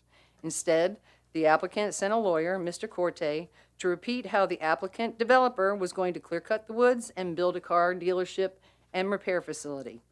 The attorney met with 3 residents and provided copies of the proposed dealership, facility plans, lighting designs, and other technical drawings. Mr. Corte also had alternative design plans for an office building on the property if the applicant was unable to obtain the conditional use permit. Residents shared their concerns about the dealership's behaviors, concerns that these behaviors will carry over into the extension of the dealership, current CUP compliance status, and the proposed dealership design.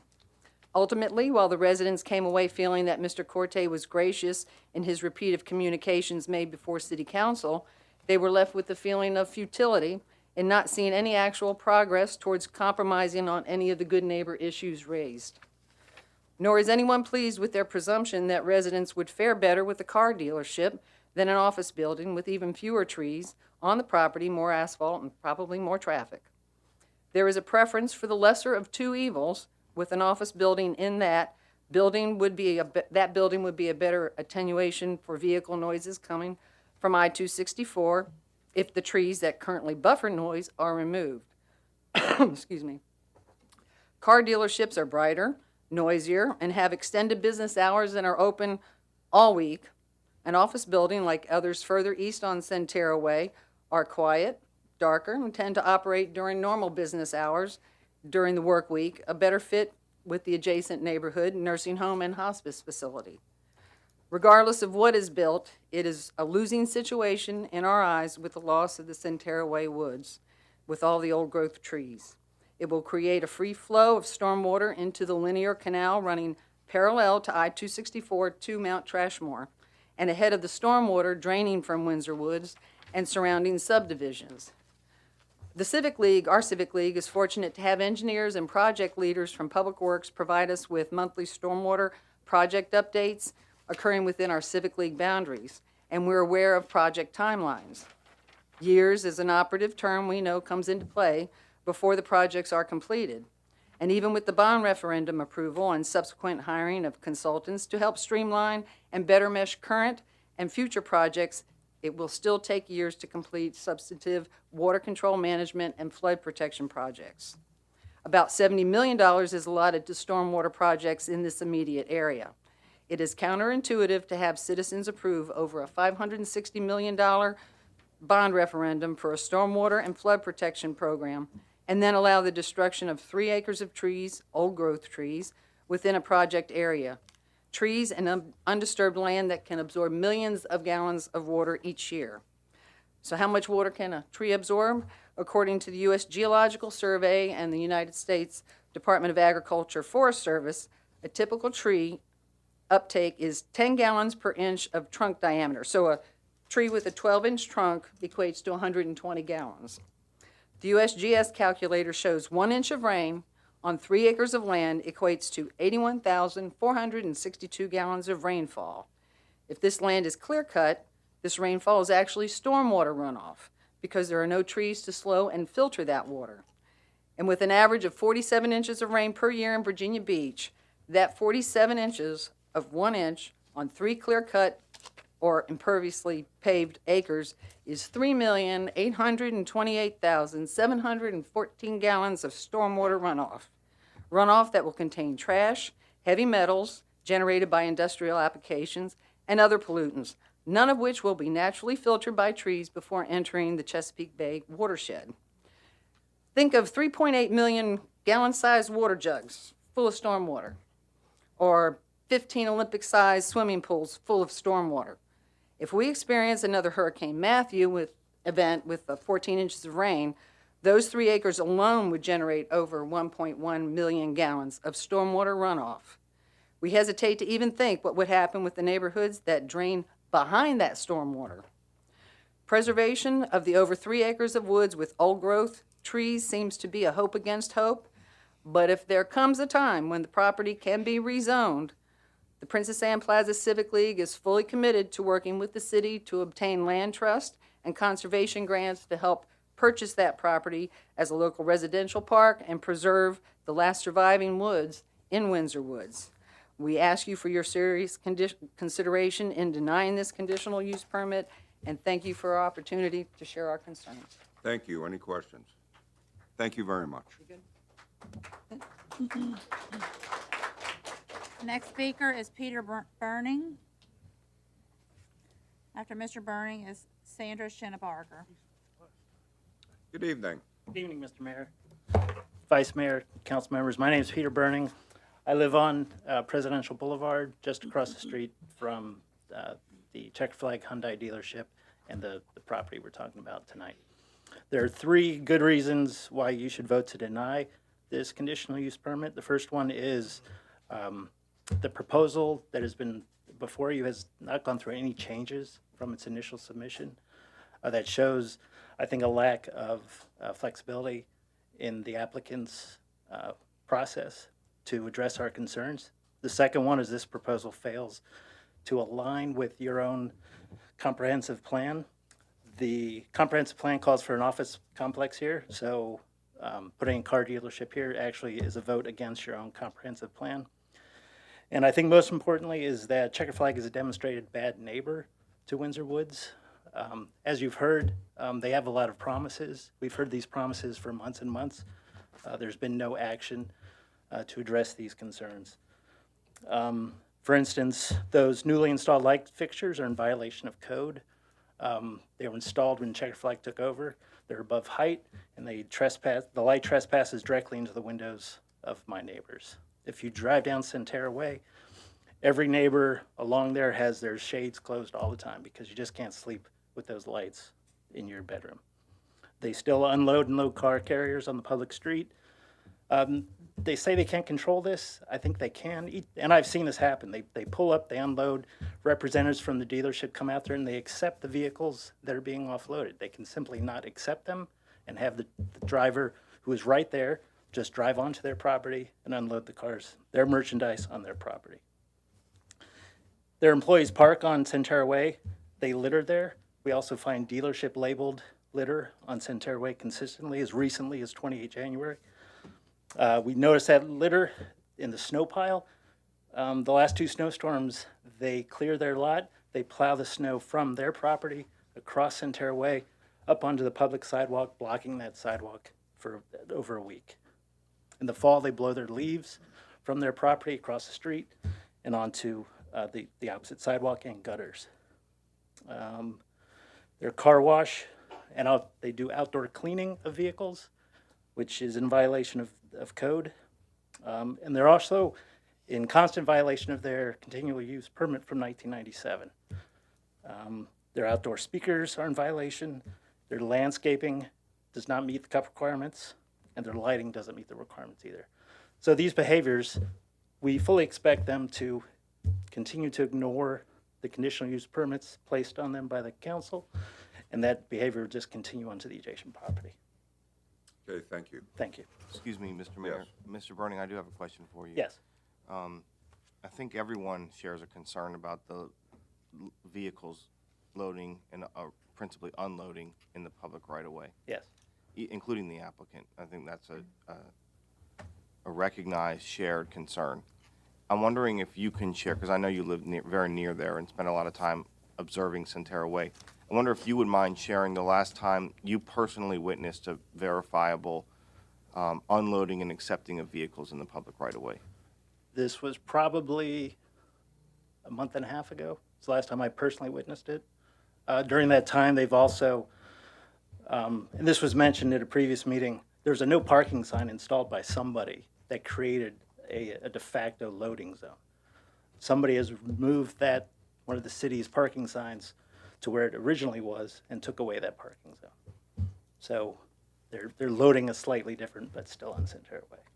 Thank you, Mr. Burning. Okay, thank you. Okay, thank you, sir. Thank you. Next speaker is Sandra Schinnebarger, and then Francisco Rodriguez. Excuse me. Good evening. Good evening, Mayor Dyer and City Council members. Thanks for having us back regarding the very last of the flood mitigating and fume filtering woods in Windsor Woods. As an update, that was very kind of Mr. Corte and Mr. Garrington to meet with us last month at the meeting. I asked Checkered Flag, well, I asked them if anyone had considered building vertically per the current strategic growth plans, and the answer was no. No, Checkered Flag did not hire anyone to explore or design any vertical architecture. It was also mentioned that it would be expensive if they did, which leads me to the next point. By the way, as far as it being expensive, I would even consider exploring to see if there are any climate grants to help with vertical architecture, and I'd even be willing to help find something like that. But it's being expensive. The $567 million flood bond, the fact that the city felt it necessary to buy yard signs and hold several informational sessions, that actually contradicts the bottom of page 4 of their application regarding significant natural and cultural impacts. Also expensive is when a car is totaled by water damage, which at least 2 cars on my street had that happen. It was either in 2016 or 18. And then it's also expensive when homes flood, which several have in Windsor Woods. Also contradicting that part of the application were, and I mentioned this last time, but I'll just mention again that there were nearly 300 petition signatures to keep the woods. So those people felt that there were significant impacts. Now, the office building that they keep mentioning, I'm not sure if that is the plan being approved, if that's legally up to date per Virginia state law. My understand, I'm not a lawyer, but it's possible that they would need to resubmit that within 5 years.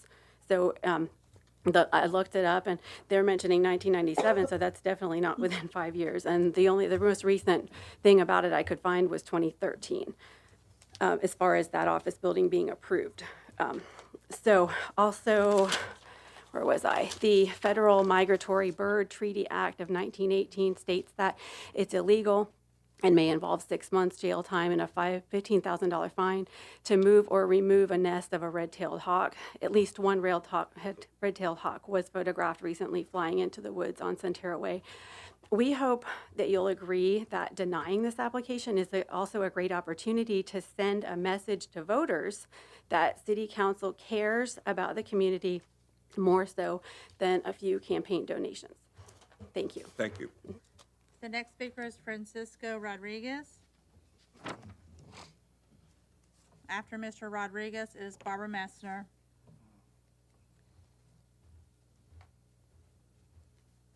Hey, good morning, or good afternoon. It's always morning A somewhere. little confusion sometimes, no windows in this place. Thanks for the icebreaker, I appreciate it. Mr. Mayor, Vice Mayor, and council members, my name is Francisco Rodriguez. I live at 128 Presidential Boulevard. That's the cul-de-sac adjacent to the current Hyundai dealer in the proposed site.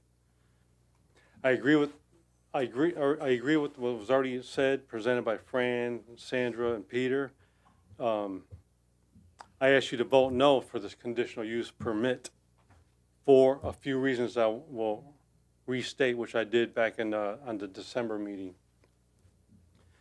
Residents of Windsor Woods / Windsor Forest, that area is known as, we don't want any more commercial development in that area. Developing the forested acreage is in direct conflict with Virginia Beach's goal of increasing the tree canopy to 45%. It's kind of hard to imagine that with such a big area. Only 45%? You take away that 3.2 acres, 3.3 acres, whatever it is. I mean, that's doesn't seem like much, but if you're there at the ground level, it is significant.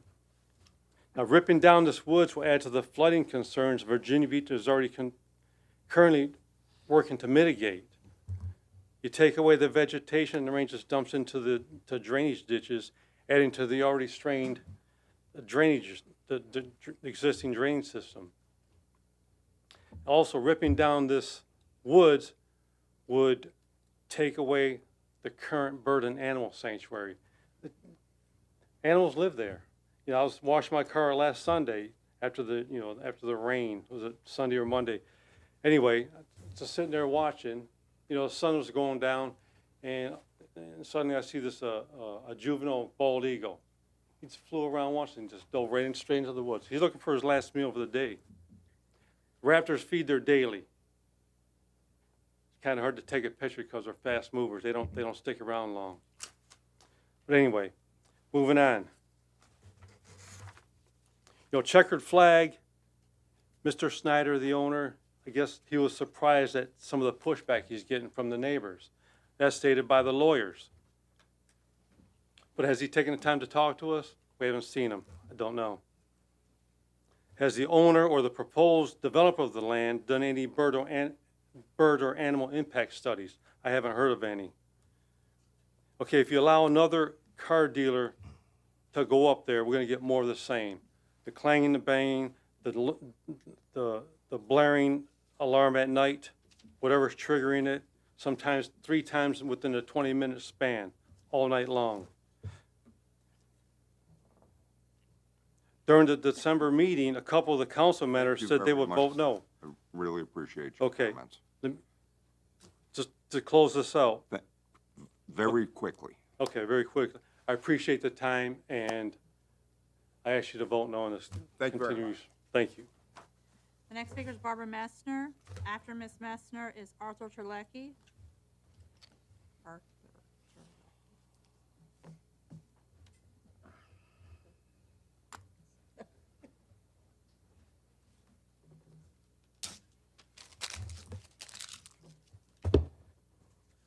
Good evening. Kind of interesting. Runnymede goes back pretty far. I'm not sure if Mike Barrett's still around, but the properties they own include the Town Bank Pavilions and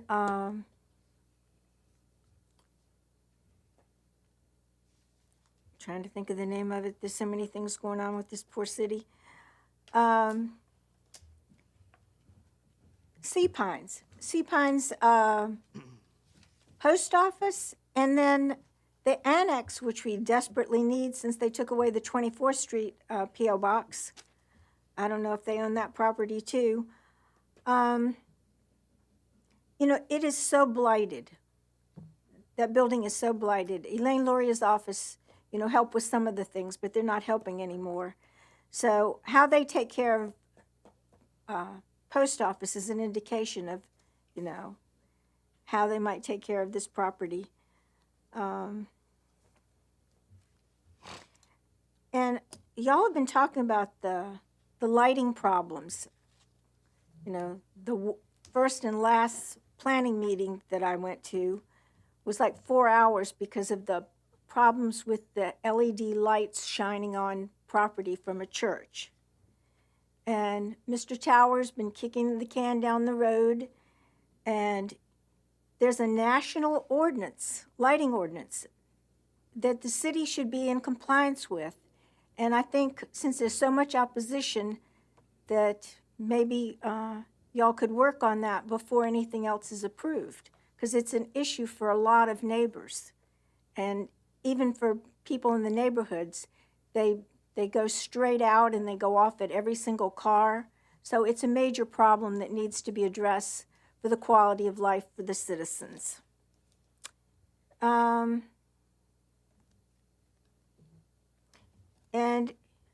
it says here, formerly Rose Hall.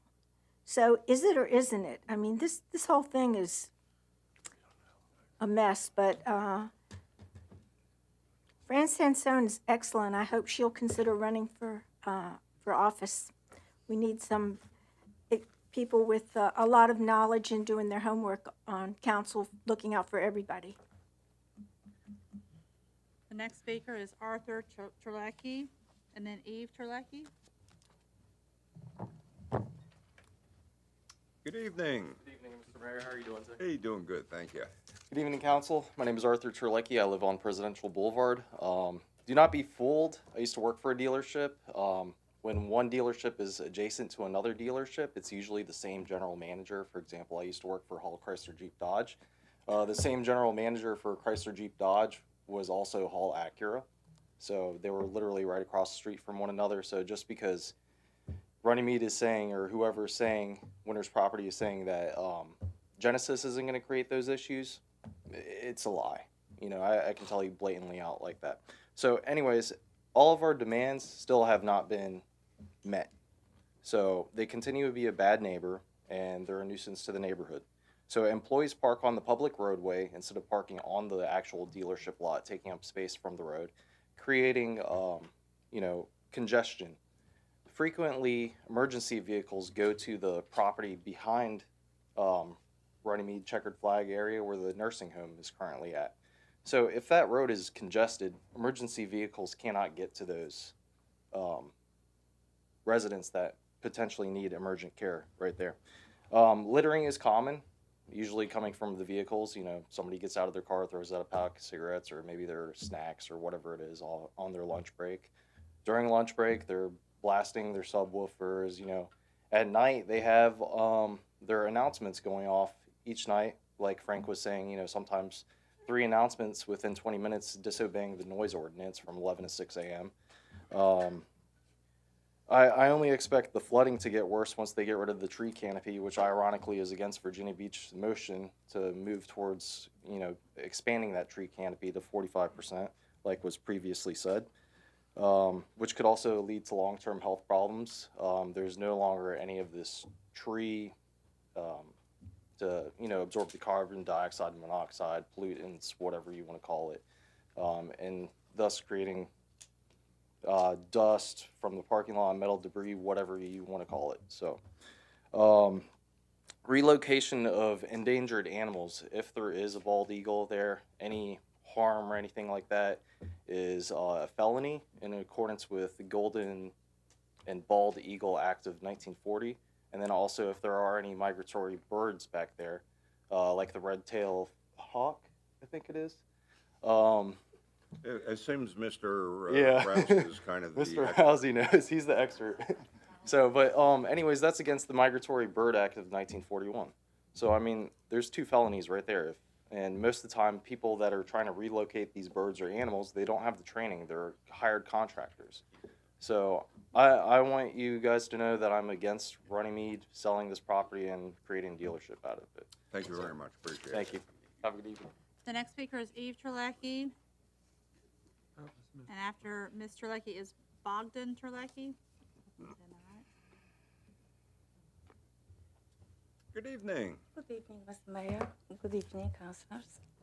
My name is Iftar Laki. I live on Presidential Boulevard across from the dealership and the wooded area. My husband and I chose this lot to build a house because it was quiet neighborhood and also the wooded area when you can look through the window and see the beautiful habitats and beautiful trees. The view is beautiful and protect our neighborhood from noise pollution.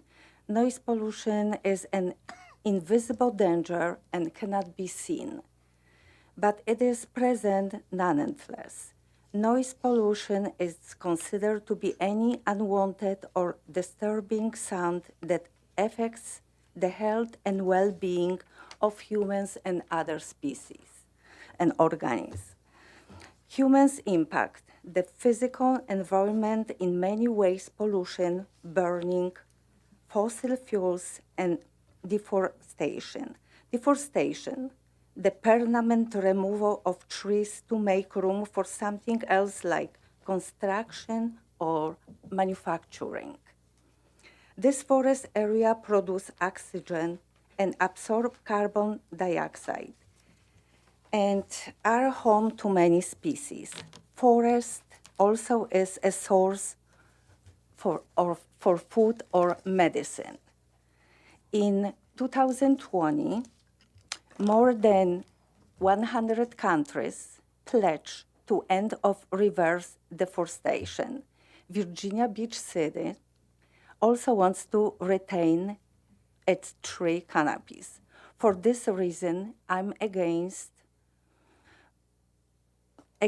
the approval of this conditional use permit, and I request that the City Council motion for disapproval. Thank you so much. Thank you very much. The next speaker is Bogdan Terlecki, and then Heather Gaston.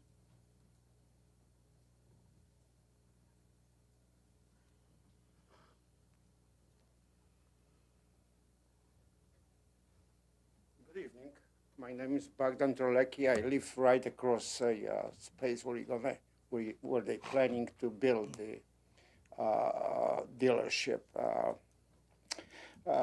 We bought the house. We decided we're going to buy the house in 2000. There, we prepay, put our fee down, and move in January 2001.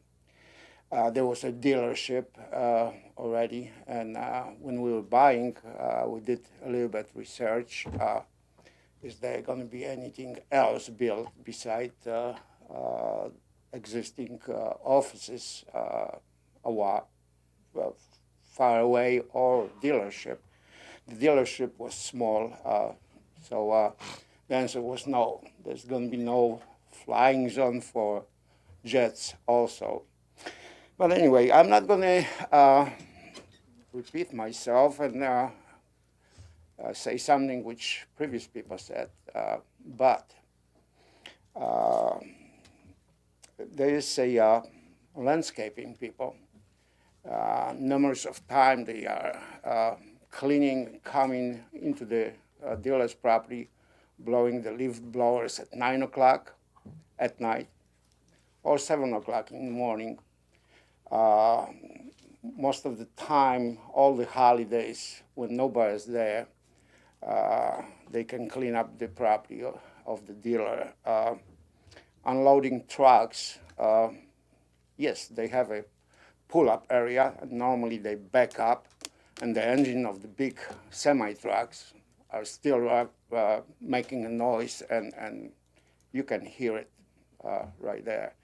I would like to, I don't want to see another dealership there right across, because that's going to create more problems for me. And I pay my taxes and never was late. But also, also I wish to keep this money worth it for me. Yeah, Mr. You know what I mean? Reminded about the penalties. The zoning, I do understand zoning, but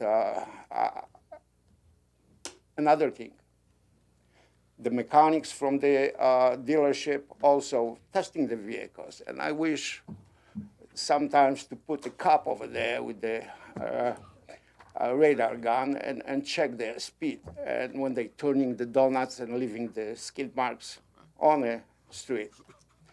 So I appreciate your time, and I'm against that, and hopefully you're gonna also make a right decision. Thank you, sir. Thank you so much. The next speaker is Heather Gaston. After Ms. Gaston is Russell Schinnebarger.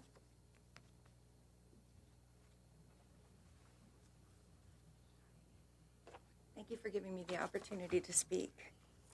I wanted to bring up something that hasn't really been mentioned too much, and that is that developing this property can cause a fiscal loss to this area.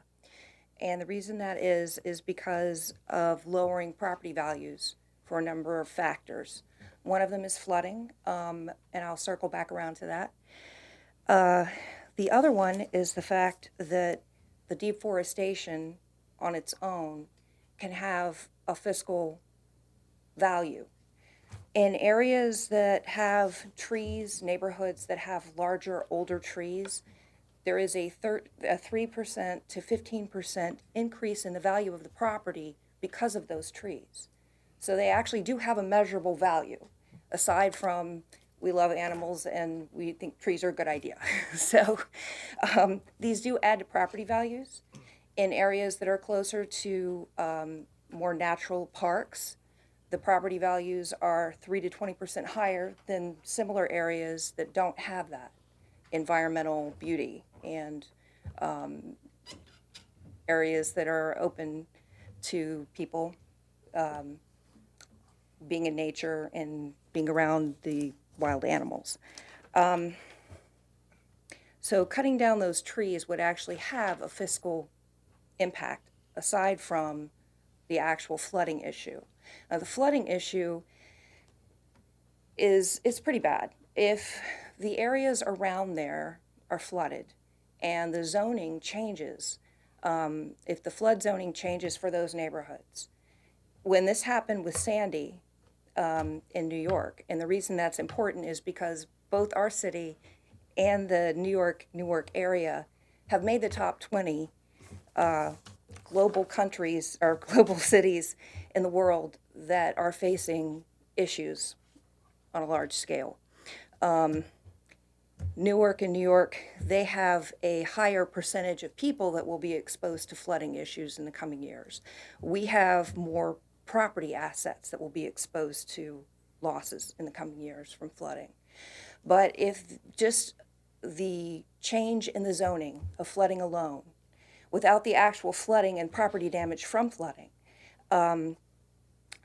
caused an 8% loss, decrease in property values for the homes that were in those areas. So we're talking about a loss of value, which will cause a loss in revenue for the city of Virginia Beach as the property's values go down and the taxable property value goes down. And so as that goes across several neighborhoods in a lot of areas, is the loss Thank of you that... very much. Really appreciate it. Yes, John. Would you prefer, because there is a by right use on the property, right, which has a zoning, so the city's not buying the woods. So I am taking from your testimony, you would prefer any by right use to what's being proposed. That's what I'm trying to understand. Well, it depends on if the planning required the removal of all the trees. Well, there isn't any condition because the people have the right to remove the property. So I'm really just, but I think your answer, I'm not sure what your answer is, but thank you for the answer that you did give. Okay. And I just wanted to briefly. Thank you. I appreciate it. Okay. The next speaker is Russell Schinnebarger, and then Melissa Lucasen.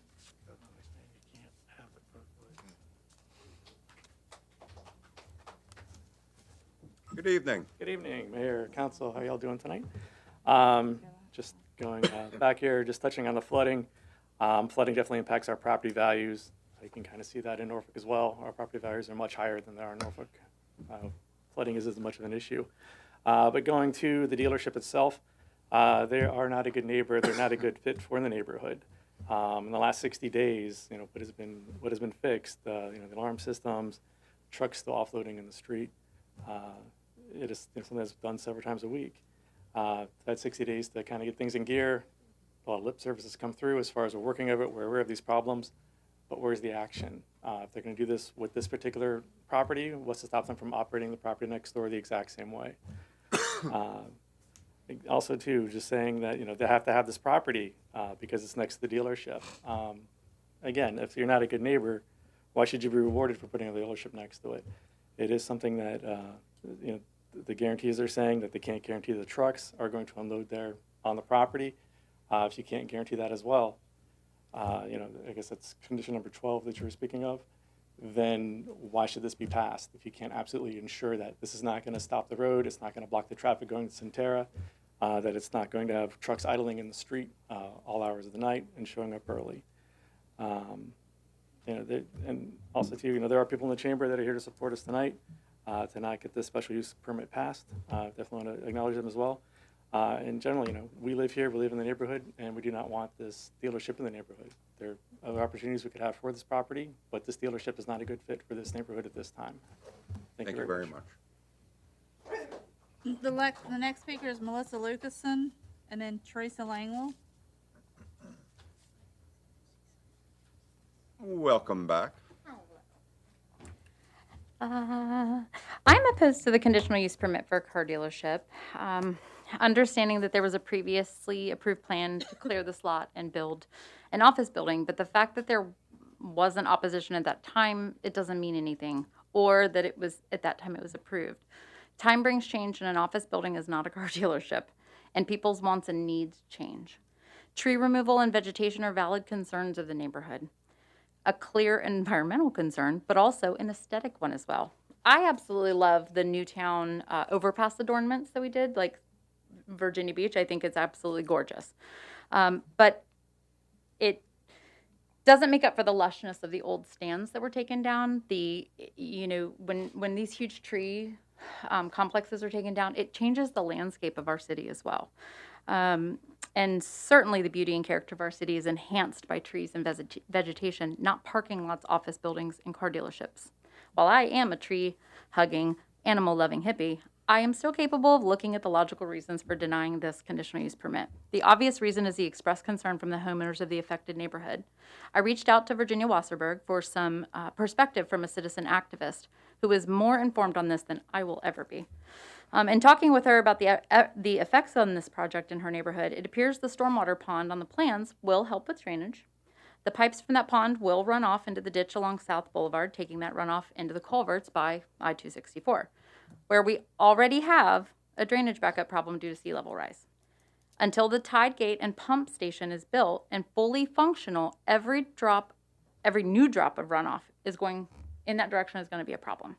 As a business owner that has gone through the CUP process multiple times in this city, I will tell you that I was at zoning and permits the very next morning after my city council meeting every single time, because the process to get a CUP is lengthy, right? So it delays opening business. So we are ready and willing to get down to zoning to get our permits so we can start building. I say this because the pace at which a private business can work on a project compared to the city is exponentially faster. I think we all know this. And my concern here is the clearing of this property, the paving, construction, and landscaping will be completed without concern for the runoff that cannot be supported until the tide gate and pump station are complete. While I can appreciate Checker Flag admitting that they intend to comply with the conditions, as stated by the gentleman earlier, they don't have control over the contractors to guarantee compliance. And as a current holder of a conditional use permit since 2010, I feel that once the CUP is issued, there's no follow-up on terms with the city. None. And I know this because I am one. Would these property owners have to take legal action if this car dealership doesn't comply with the CUP conditions in order to pull their permit to operate? Every one of you up here knows that that will not happen. You will not do that. Okay? Thank you. The next speaker is Teresa Langwell, and then William Jennings. Good evening. Hi, how are you? I've been listening to this, and I really appreciated the history of Virginia Beach. And development at that time seemed to be something that made our city better. But like Mike said, we are in a new era, and I think we're looking at environmental issues versus development issues. And I've seen that through all the flooding. So good evening. I'm Teresa Langell, and I'm a Virginia Beach taxpayer, a member of Princess Anne Plaza Civic League, a flood survivor of Hurricane Matthew, and a citizen that loves our city. That said, I'm here to speak on behalf of a small wooded area near Centaur Way that is in danger of being raped and bared, as has so many wooded areas in Virginia Beach and surrounding cities. I've always been active in the civics of our city, as you know, but when we were flooded and so many lost all that they owned, including their life savings, I began to pay more attention to just where our money was going for storm care. I remember when the Green Line, I do remember that, when it was breached, and development went crazy. And why? Because we were now getting water from North Carolina. In fact, I actually thought it was very selfish and irresponsible to just develop it like crazy, being we're getting our water from another state. But the developers did with seemingly no care for the environment. But that's the past, and here we are now begging that a little plot of wooded area be spared for various reasons that others have mentioned tonight and will as the meeting goes on. Fixing the environment, if you will, should include preserving such places so that the water has grounds to seep into and not just flow into it like what they're going to be doing at the golf course at Bow Creek Recreation. My suggestion is that if the sale of the said property falls through, then the city should purchase it with the open space fund, though I'm told that there is no money there. I believe that if we have $10 million or more to squander on AstroSurf for a few schools, if we have money to even think about developing Rudy Inlet or engaging in a private public fund, whatever the case is, and we are spending $567 million on flooding issues, which is what I came up and spoke in favor of, then I think we can use some of that money to purchase a property that will protect wildlife, provide a defense against flooding, and provide a natural environment for the citizens to enjoy. I don't believe in government telling people what to do with their property, but I think that purchasing the property and rezoning it to a P1 preservation district is the best solution. On one hand, we say fix flooding and protect our environment. Thank you very much. And on the other hand, we Thank you. destroy what is there to do that very thing. Thank you. Appreciate Thank you. The next speaker is William Jennings. After Mr. Jennings, we'll start with the WebEx speakers. Thank you. Good evening, sir. Good evening. I have a handout if you want to look at that. It's not very thick, it's just a lot of pictures, so from the area. I took a picture of the red-tailed hawk there myself, and they are there, and there's an eagle there as well, as the other gentleman had said. I witnessed it myself. However, good evening, Honorable Mayor and members of City Council. My name is William Jennings. I am a native of Princess Anne County, now the city of Virginia Beach. I have lived in my home of Windsor Woods for 37 years. My home has flooded from stormwater. Our streets in Windsor Woods flood from rainstorms in the summer and now in the winter. All the stormwater from Windsor Woods runs into Lake Windsor and then through the small and inadequate culverts under Interstate 264 to Thalia Creek and on into the Chesapeake Bay and Atlantic Ocean. The proposed clear cutting and development of the last woods in Windsor Woods will greatly add to the total amount of stormwater runoff from an already overburdened neighborhood stormwater system. I ask that City Council vote no to the requested conditional use permit. Okay, thank you very much. Thank you. Really appreciate it. So we'll begin with the WebEx speakers. The first one is Kim Mayo. Ms. Mayo, if you will pause 2 to 3 seconds before beginning, you're unmuted. Hello, good evening. Can you hear me?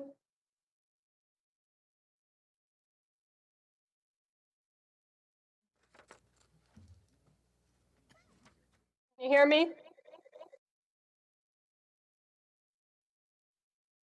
Hello? Can you hear me?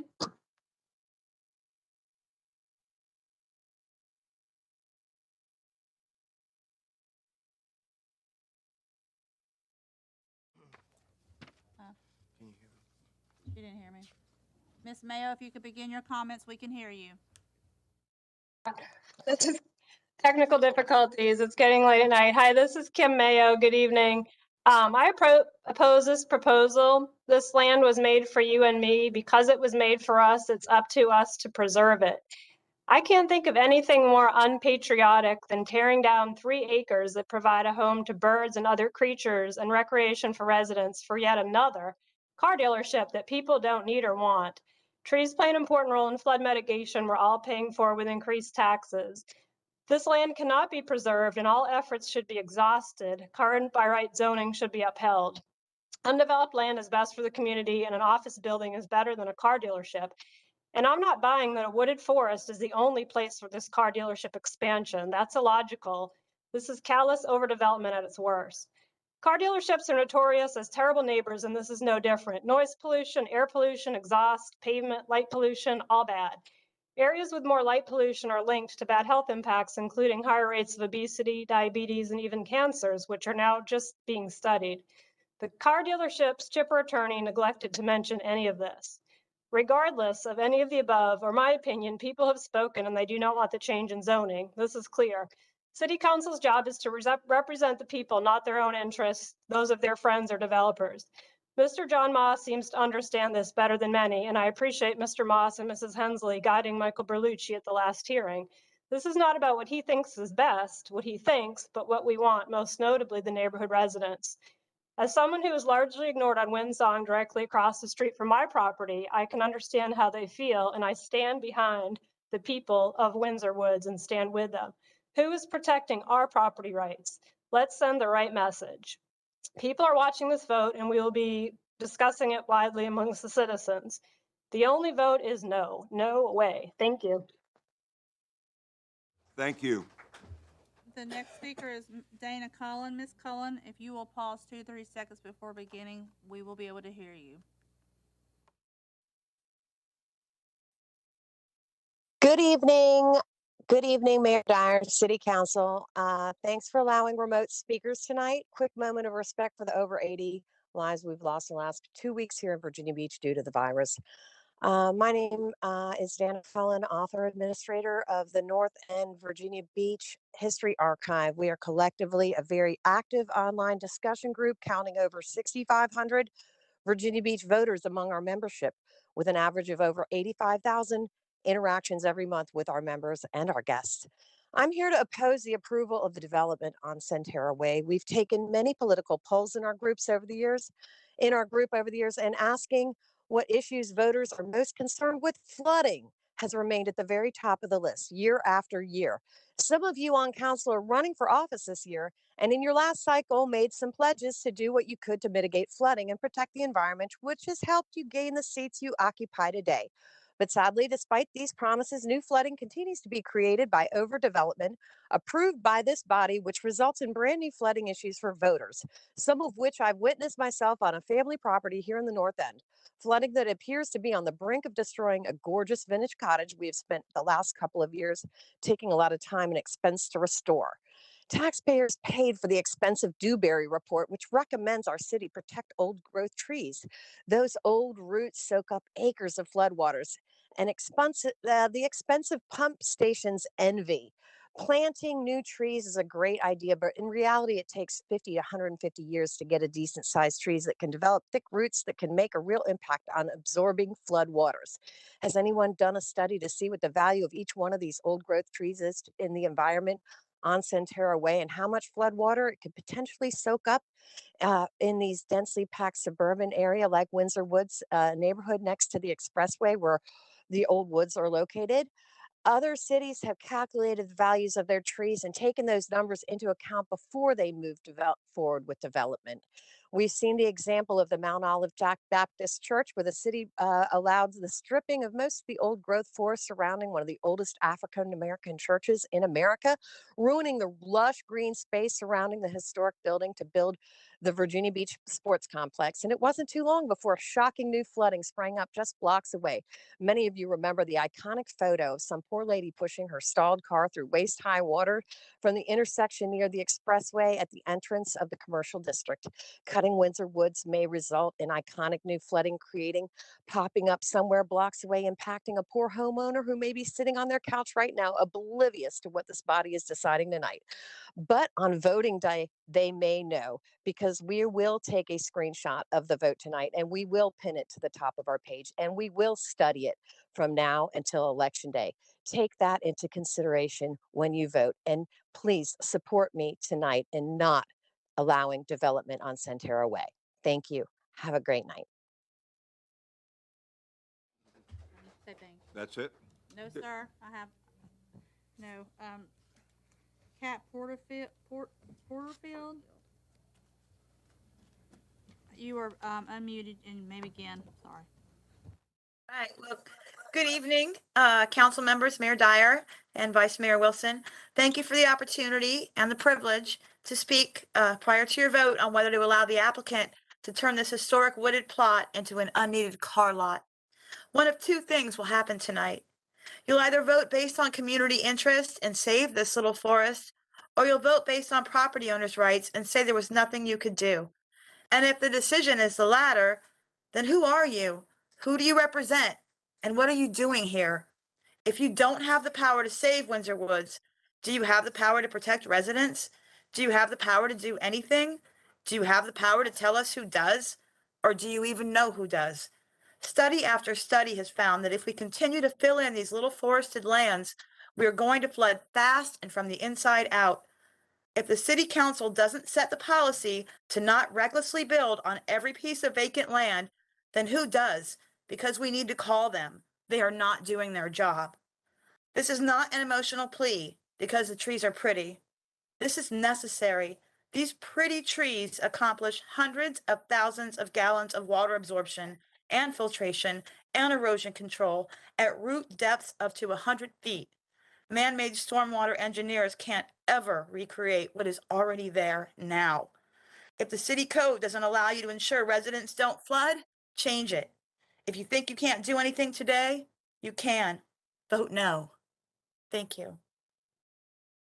Thank you very much. Mr. Garrington, would you like to come up for rebuttal?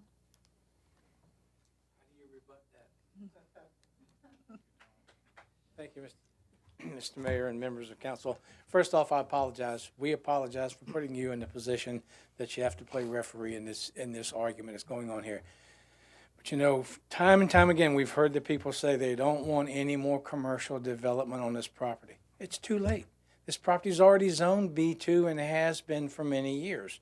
And you just heard the one lady say property rights. Do you believe in property rights of the property owner? Because it's called progress. Nobody likes knocking down old, trees that have been on a piece of property for a long time, but it's called progress.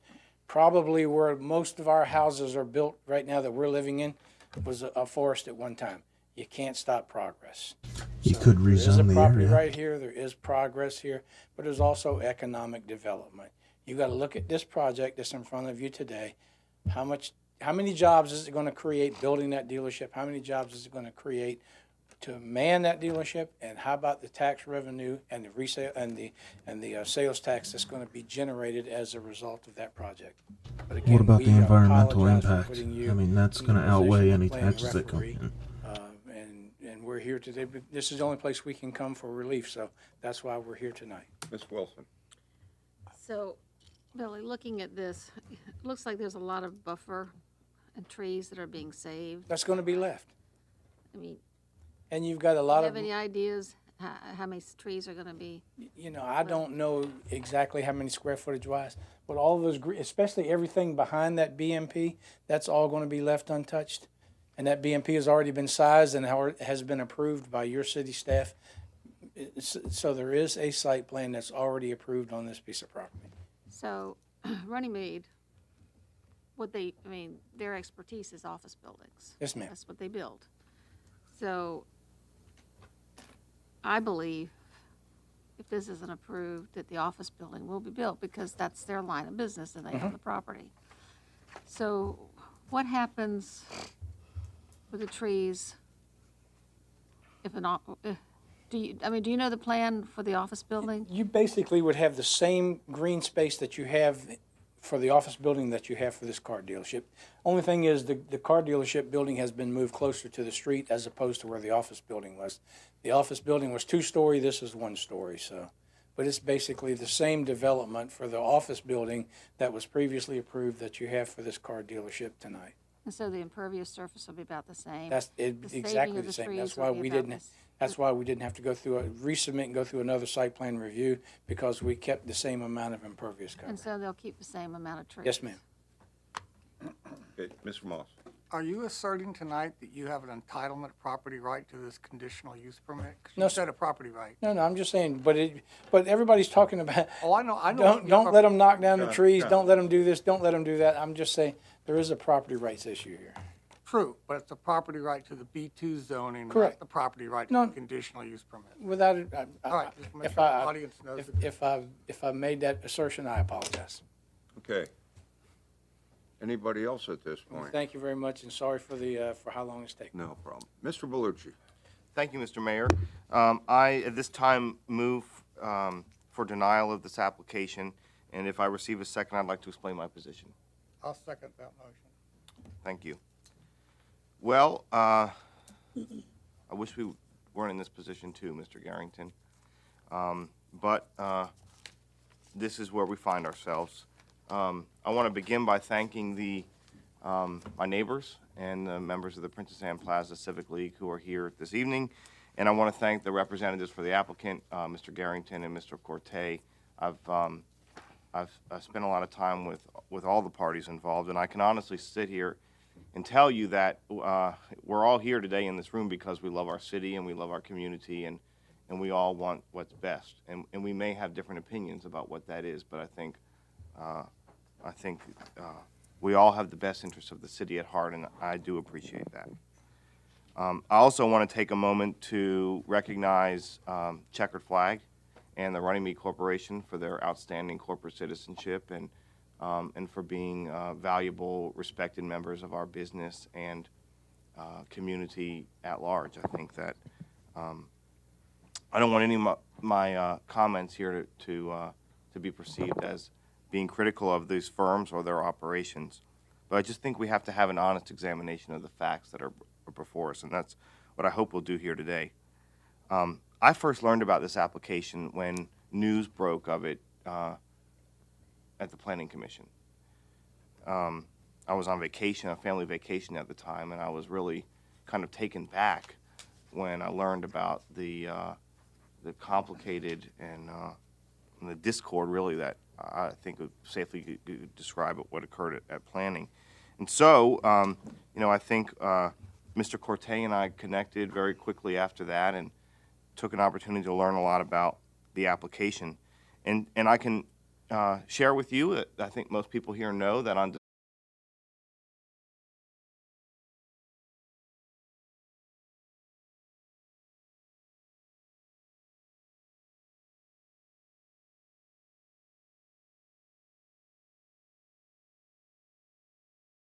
and that the impact of this particular parcel could be greater based on the by right use.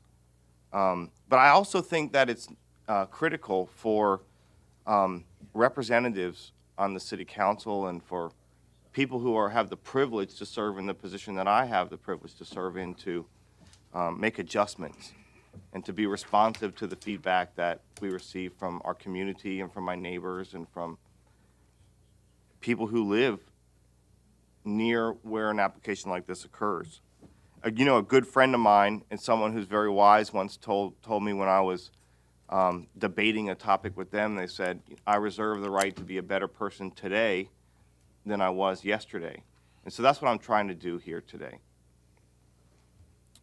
I think I'm a more informed person, if not a better person. As Mr. Moss pointed out, conditional use permit is just that. It's a permit. It's not a by right. It's not a right. It's a permit. And the council has the opportunity and the authority to consider that permit carefully based on the totality of the facts. And so that's what I hope that we'll do here today. One thing I'll share with you is that on December 28th, I communicated by email with Mr. Corte and inquired about two things. One was about the status of community engagement, because after we heard a lot of feedback from the community at our December 7th hearing, and I saw a lot of nods and, sort of furrowed brows from members of council here about some concern that we have more work to do. A big part of that work was about community engagement and being responsive to the concerns that were raised by the speakers at the December 7th meeting. And then the second email was to send some information that was really sent directly to me by Mr. Burning, who I think summarized some of the concerns that he raised here tonight very, very well, about the existing Honda dealership, which, as you saw from the map, was is very close to the homes of many of the people who spoke here tonight. And some of those concerns conveyed on December 28th were about the loading and unloading of vehicles in the public right-of-way, about the outdoor light fixtures and possible light trespass. It was about some parking concerns, about employees using Centero Way for parking. And I want to acknowledge this is a public right-of-way. It's public parking. People do have a right to park on the street, but also I think there's an expectation of the neighbors that there would be some consideration for their, for their homes and for what happens in their property. There's some concern raised about litter. Also, some concerns raised about landscaping, and you heard about, some snow debris coming on the sidewalk, and also some blowers and leaf debris. There was concern conveyed about the voice warning system on the alarm, which, and I do understand Checkered Flag has an issue with theft, and that's definitely understandable. But there is a prohibition in the existing CUP about amplified noise, and so I think that was a fair concern that was raised.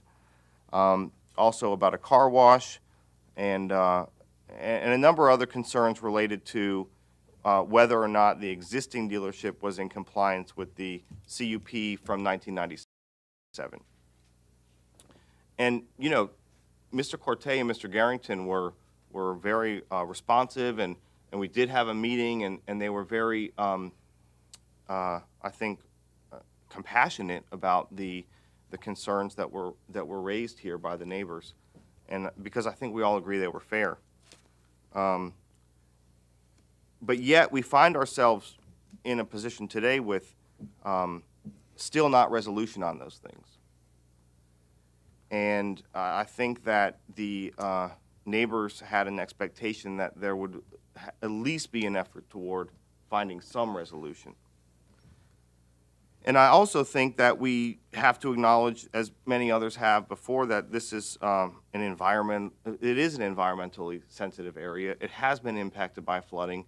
In the course of my service on council, and before that as a resident and neighbor, because I do live in this neighborhood, which I shared at the last meeting. And in fact, I could really throw.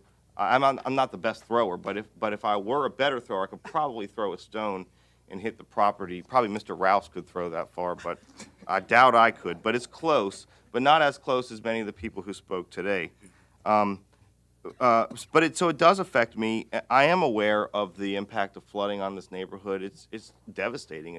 You all know. We all know what the impact of flooding has been. So it's just a consideration. It's something that we've got to take seriously in terms of the consideration of this application. I also think, we talked a little bit before about this site's proximity to a healthcare center and a rehab facility. All of these things combined tell the more complete story than the binary choice about this use versus that use. It's a more complicated question. And, in the further consideration of this, I as my friend pointed out, I would like to be better today than I was at the time, and on December 7th, and that's why I recommended the denial. I wish that we were in a different position.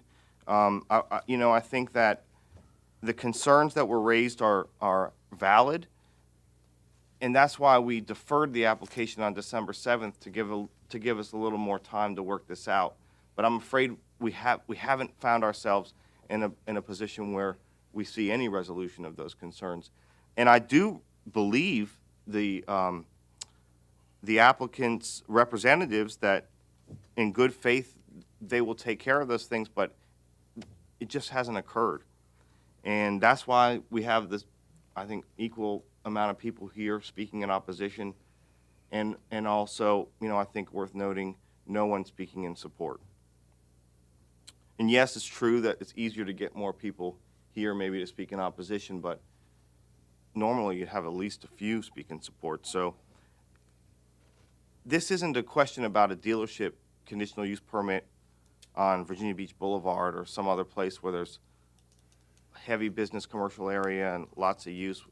We all know what those areas look like. This is directly adjacent to a residential neighborhood, and I think that's why it calls for a little extra sensitivity. So that's the basis of my position. That's the basis of the evolution of my position.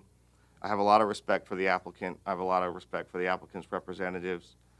But I'm a member of this community, and I'm proud to have the privilege to serve this community, and I view it as my responsibility to convey the concerns that I've heard to this body tonight. So thank you for your time and for your Anybody else? Mr. Moss? I'd just like to give the reasoning for my second, if I could. Thank you. And I have some technical questions later after other people speak. This really is, we are refereeing two people's property rights.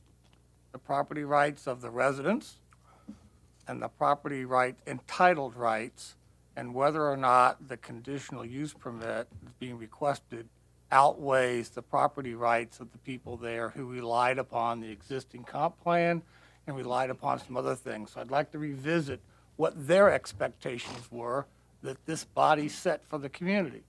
So what do they think that's being taken away that we told them that they could rely upon based on a lot of money that we spent? And I'm not saying I've ever been a fan of SGAs, but this council has adopted them. And this is what it said. The applicant's proposal expands the use on a dealership, but the Rosemont SGA plan, which is a part of the comprehensive plan, notes that this site should include a transition from an auto-oriented retail strip to a mixed-use, transit-oriented neighborhood center at higher densities. Now, some may argue that that may never happen. That's always been my point about SGAs, but I didn't vote for the SGAs, but this body as a whole did. And so this became the policy of the city, and people that live in those neighborhoods had an expectation of what would be built and what would be supported by this body based upon an SGA plan that this body approved with public comment, which would have included the Fine family to come and speak as well. And then it goes on to talk about, however, they mentioned about the flyover. That may never happen either, and we haven't held up other people developing their property. I remember the church that we allowed to be built in the Nemo Parkway thing, the Southeastern Expressway right away, because we weren't willing to acquire the property. So I think Mr. Blush has been correct. This isn't an issue about preserving the woods. This is what I heard Mrs. Fran say, I think, is if they have to settle, they prefer the by right use, any by right use, to the conditional use. And where did we hear that not so long ago? The people from Thalia. When they wanted to put in that B4 conditional mixed use, and the neighborhood said, we would prefer any existing by right use in B2 over what's being proposed, as attractive as it was. So really what tonight we're saying is, who gets benefit of the doubt? Where does the benefit go when you have people that have a neighborhood relying upon a document and a standard that this body has adopted and set a level of expectation that you could rely upon when you purchase your home, or someone who says, well, my green space will be the same. We've heard that tonight. The impervious surface will be the same. So the difference is, I heard jobs today and the economic impact to the city's bottom line. Well, does the city's bottom line from a monetary point of view have a greater value than keeping our commitment in the SGA plan that we said would be there, which would be that office building? So this isn't a difficult choice, I don't think, for me. And the decision that we make is never about all the distractions of the other property, because if they aren't complying, I've already exchanged it with Steve, then why are they still operating? So why aren't we citing them for all those non-compliant punch list items? And I just heard a gentleman tonight say that if they got this and they didn't comply with one of these, he would expect to be shut down. It isn't as easy as that, and I'll have a letter technical question with the city attorney about that. But I also have, so that's just my view about how you look at this competition between two sets of property rights. And they're saying they're happy to let you do what you're entitled to, and they'd like to be, and upholding what we've told them that we're going to make happen there. But they're not supporting something that deviates from the expectation that this body has set for their community. Now, that aside, I do have some issues, which we can address later, as to whether or not, and that's all has to be validated, but an assertion that there is some endangered species that has some kind of nesting and all these, I don't know who does all that homework, but that's serious homework. That's not just talking about a city ordinance. That's not talking about a state law. Those are serious considerations that need to be adjudicated and should have been adjudicated before this thing even came back, in my personal opinion, because now I don't know that either we vote for it or are we not doing something that we legally shouldn't do. That's number one. And I think, and I can't look at a piece of picture and look at a tree and a nest and validate that, but it certainly raises the condition of benefit of the doubt as to whether or not any development would be permissible, or what terms and conditions that would oppose, and who has to assess that for the waiver. I don't know who all that is, but I think on the fundamental basis of what this body has communicated and people before me as to what people should expect to happen there, this isn't what a car dealership is not consistent with the expectation that we've communicated to the public, and has nothing to do with who owns the property, how good of people they are. The benefit of the doubt should go to the community, not to the conditional use permit, for the reasons I've stated. And thank you, Mr. Mayor. Thank you, Ms. Henley, and then Mr. Holcomb. Well, in looking at this, it is very, I think, difficult.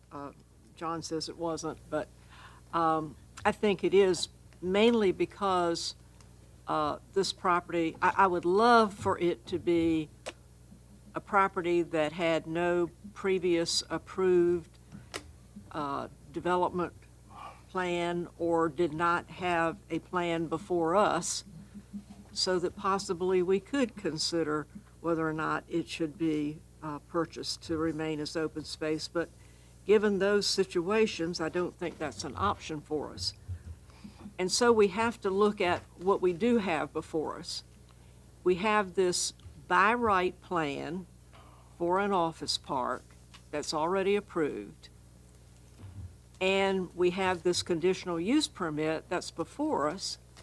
And the reason it's a conditional use permit is because it's a more intense use that may be acceptable if it has certain conditions attached. And so that's why it's a conditional use permit.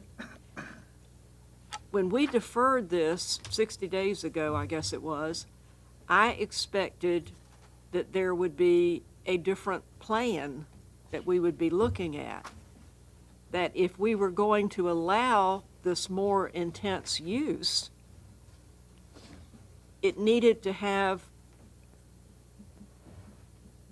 things about it that made it acceptable to the neighbors. And that, what I was looking for was buffering, not of newly planted bushes, but of the existing wooded areas.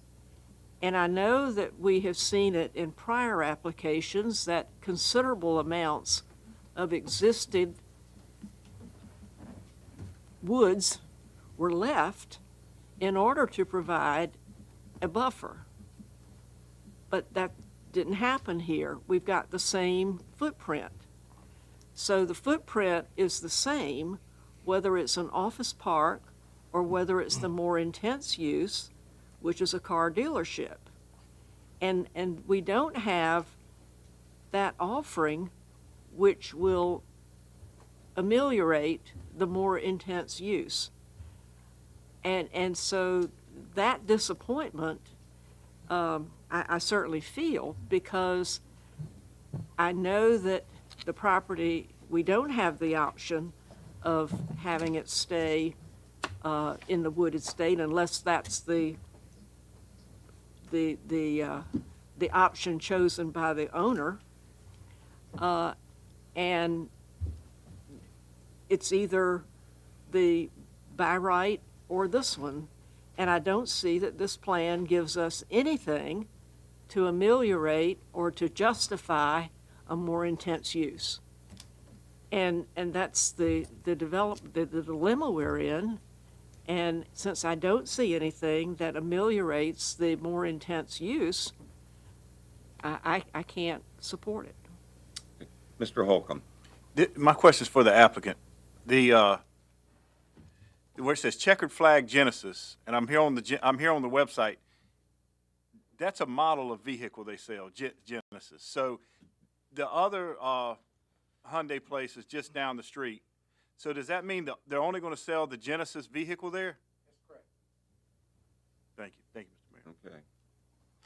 All right, anybody else? Mr. Tower. Thank you, Mr. Mayor. I want to thank all the people who have appeared tonight. I think the comments of Councilman, particularly Mr. Berlucci, I think made an exceptionally fair presentation of the entire scene and not just his proposed outcome. And I thank all the people who appeared tonight. I want to thank Checkered Flag and Runnymede too, for that matter, for their contributions to the city of Virginia Beach. I happen to be familiar with some of those contributions, and they are extraordinarily significant. I cannot think of two better corporate citizens of Virginia Beach for extended periods throughout their history than these two corporations, which is one of the reasons it gives great difficulty. I realize Mr. Moss's statement that it shouldn't matter who it is, but I think in terms of commitments made and indications of interest, it does matter. I'm going to make a substitute motion that this application be approved with an added condition that I think a number of these conditions relating to the prior use, I'm going to trust the representation made by the representatives of Checkered Flag. As to the future use, though, this parking issue and unloading in the middle of the night, I think, is a real problem. So I'm going to make a motion that we approve it, but with the added condition that there be no loading or unloading of vehicles between the hours of 10 p.m. and 6 a.m. So at least we can have that as a condition added to the one that's already there about no unloading within the rights-of-way. Again, my thanks to all of you who've commented, including my fellow council members. It's a difficult issue, but I come down on the side of approving this. I think I would say one more thing. I think Ms. Henley talked about the According to intense Robert's use. rules, this I think secondary there are motion is more, actually not in allowed. some ways, more intense use from office property, which is the sort of the default position here too. Certainly in terms of traffic in and out of the property, I would think there would be a lot more intense use from office than that. Maybe not 7 days a week, but during normal business hours, normally office traffic in office buildings is more intense than that and car dealerships, I believe. Thank you. We Thank have, you. Walter, we have a motion for substitute. Do we have a second?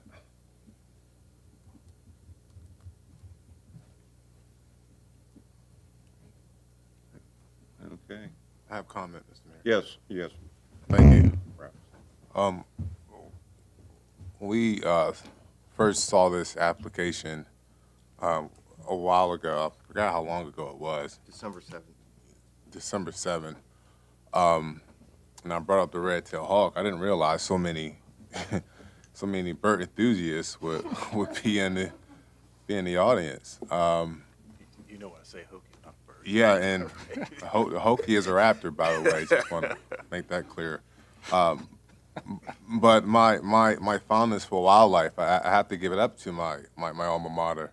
I have friends who work in the federal government in the U.S. and Fish Wildlife Service.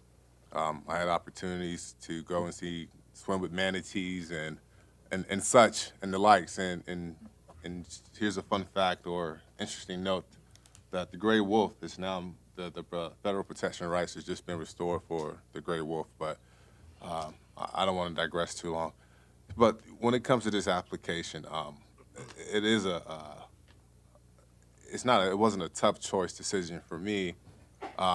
Simply because you hear from the community, and coming from a community where has seen more than its fair share of development and having that voice be overlooked at times, I know what that feels like, and I understand the type of impact it can have on a community. With that being said, certain by right applications, I think it's one of the hardest things we have to do when a community doesn't want something, but yet there's a by right that's already in place that a applicant has a right to use. But this is a CUP, and so when it comes to permits, that's something that we get to decide whether or not those are afforded or not. Hearing from the residents community tonight, what I understand, if I'm mistaken, I would like someone to clarify it for me.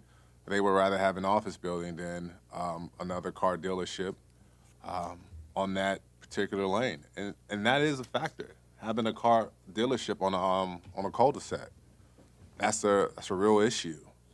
And so, again, I think when you have these type of applications, I think at least the rule of thumb for me is to err on the side of the community as well, understanding that the business or the applicants should have an opportunity to bring forth an office building. That's their right. But I see this dealership, it could bring more detrimental harm to the community as well. And here's the other thing. I think the performance, if you will, of the current dealership, to me that speaks volumes. If we had the dealership was listening to the community about the lights, the on-street parking, the trucks, if they were already mitigating that before this new application came along, I think that would have went a very long way with me in a decision. But again, I can't support this application. Okay, Mr. Branch.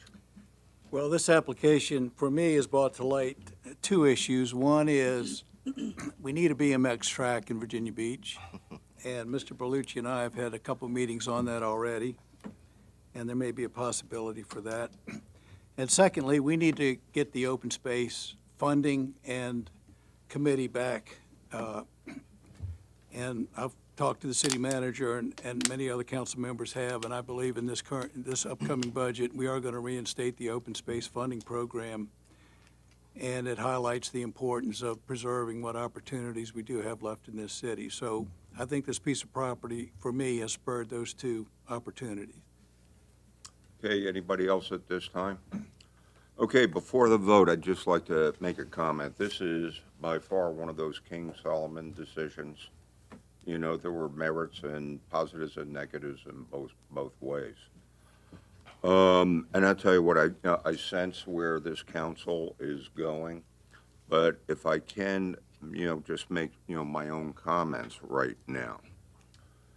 part of what I feel is my duty as mayor is to bring wealth to the city and also send a message to businesses that want to come here, that we're going to be supportive, that we're going to find a path. And, you know, what we had here was somebody that put their time and investment money in. You know, sometimes we get accused, me too, of being, you know, subservient to developers. But I really look at us, a lot of people, as developers, they're employers. You know, they employ carpenters, electricians, and consultants. And then we open up a business which generates the money that we want and the jobs that we want to keep our city. You know, having gone there, I used to work a lot when I was doing home care, physical therapy, you know, going down Centera Way. On the right side and somewhat on the left, it's highly commercial. And we had an existing, you know, car dealership there since 1997. And, you know, but once again, you know, I am a believer of property rights in the fact, but with this caveat, that what we have here is Runnymede owning property and trying to turn it into a highest and best use. And one of the things we insist upon is highest and best use, you know, for the property. We want Virginia Beach to be perceived as the city of yes. But certainly public input from the neighbors is paramount. But once again, I've known a number, you know, right at Lake Christopher, we had a farm behind Lake Christopher one time. And they developed it, and everybody was mad. But guess what? Now there are neighbors. And, you know, I don't think we should fear, you know, certain growth, but embrace it, but, you know, do it pragmatically and, you know, for the right reasons. And, you know, but basically, like, you know, like I said, you know, in terms of the wildlife there, you know, when they did that development for the old Kempsville High School on Kempsville Road and Princess Anne Road, there was a rare species that occupied that spot for months, and they waited till the end. Bald eagle. And, you know, I believe in trees, and I applaud Miss Henley for being a staunch supporter. But once again, you know, we deal with the reality that those trees are going to be cleared one day. But, you know, the other thing is, too, we just so you understand our perspective, we're running out of land in Virginia Beach. And in a lot of ways. And, you know, if they don't relocate in Virginia Beach, they may go somewhere else. But, you know, and it's with due respect to my fellow council persons that I cannot support this. Because at least I want to send a message that, let's explore opportunity. Let's take a look at things. And, you know, probably a disappointment was that, you know, a lot of the other problems couldn't, you know, get resolved. But with your permission and knowing, understanding, I may take some criticism for it. You know, once again, you know, Virginia Beach has to be open-minded and embrace business. And, once again, this is a King Solomon decision, but I just want to make a practical point. But I think I know where the direction's going, but I definitely wanted to explain myself. Okay? Vote is open. What's the motion? Can we have To deny. The motion is to deny. The motion is to deny. By a vote of 8-3, this application has been denied. Okay, thank you. And thank you all for your passion and input. Okay?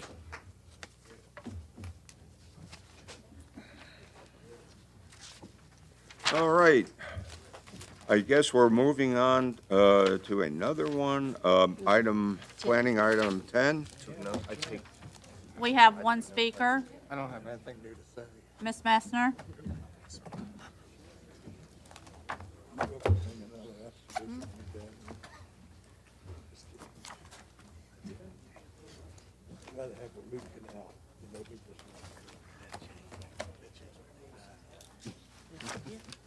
Ms. Messner. Okay, item number 10, resolution to adopt and amend the Virginia Beach Comprehensive Plan 2016.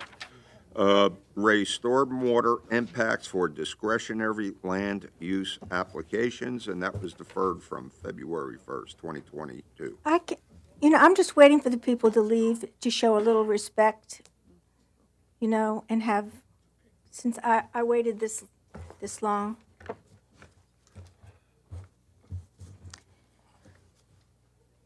I wonder how many people would have, if it wasn't an election year, how many people would have backed down.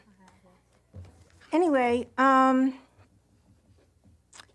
adopt and amend Virginia Beach Comp Plan 2016. Y'all haven't been in compliance, which lots of people mention all the time. Stormwater impacts for discretionary land use application deferred from February 1st.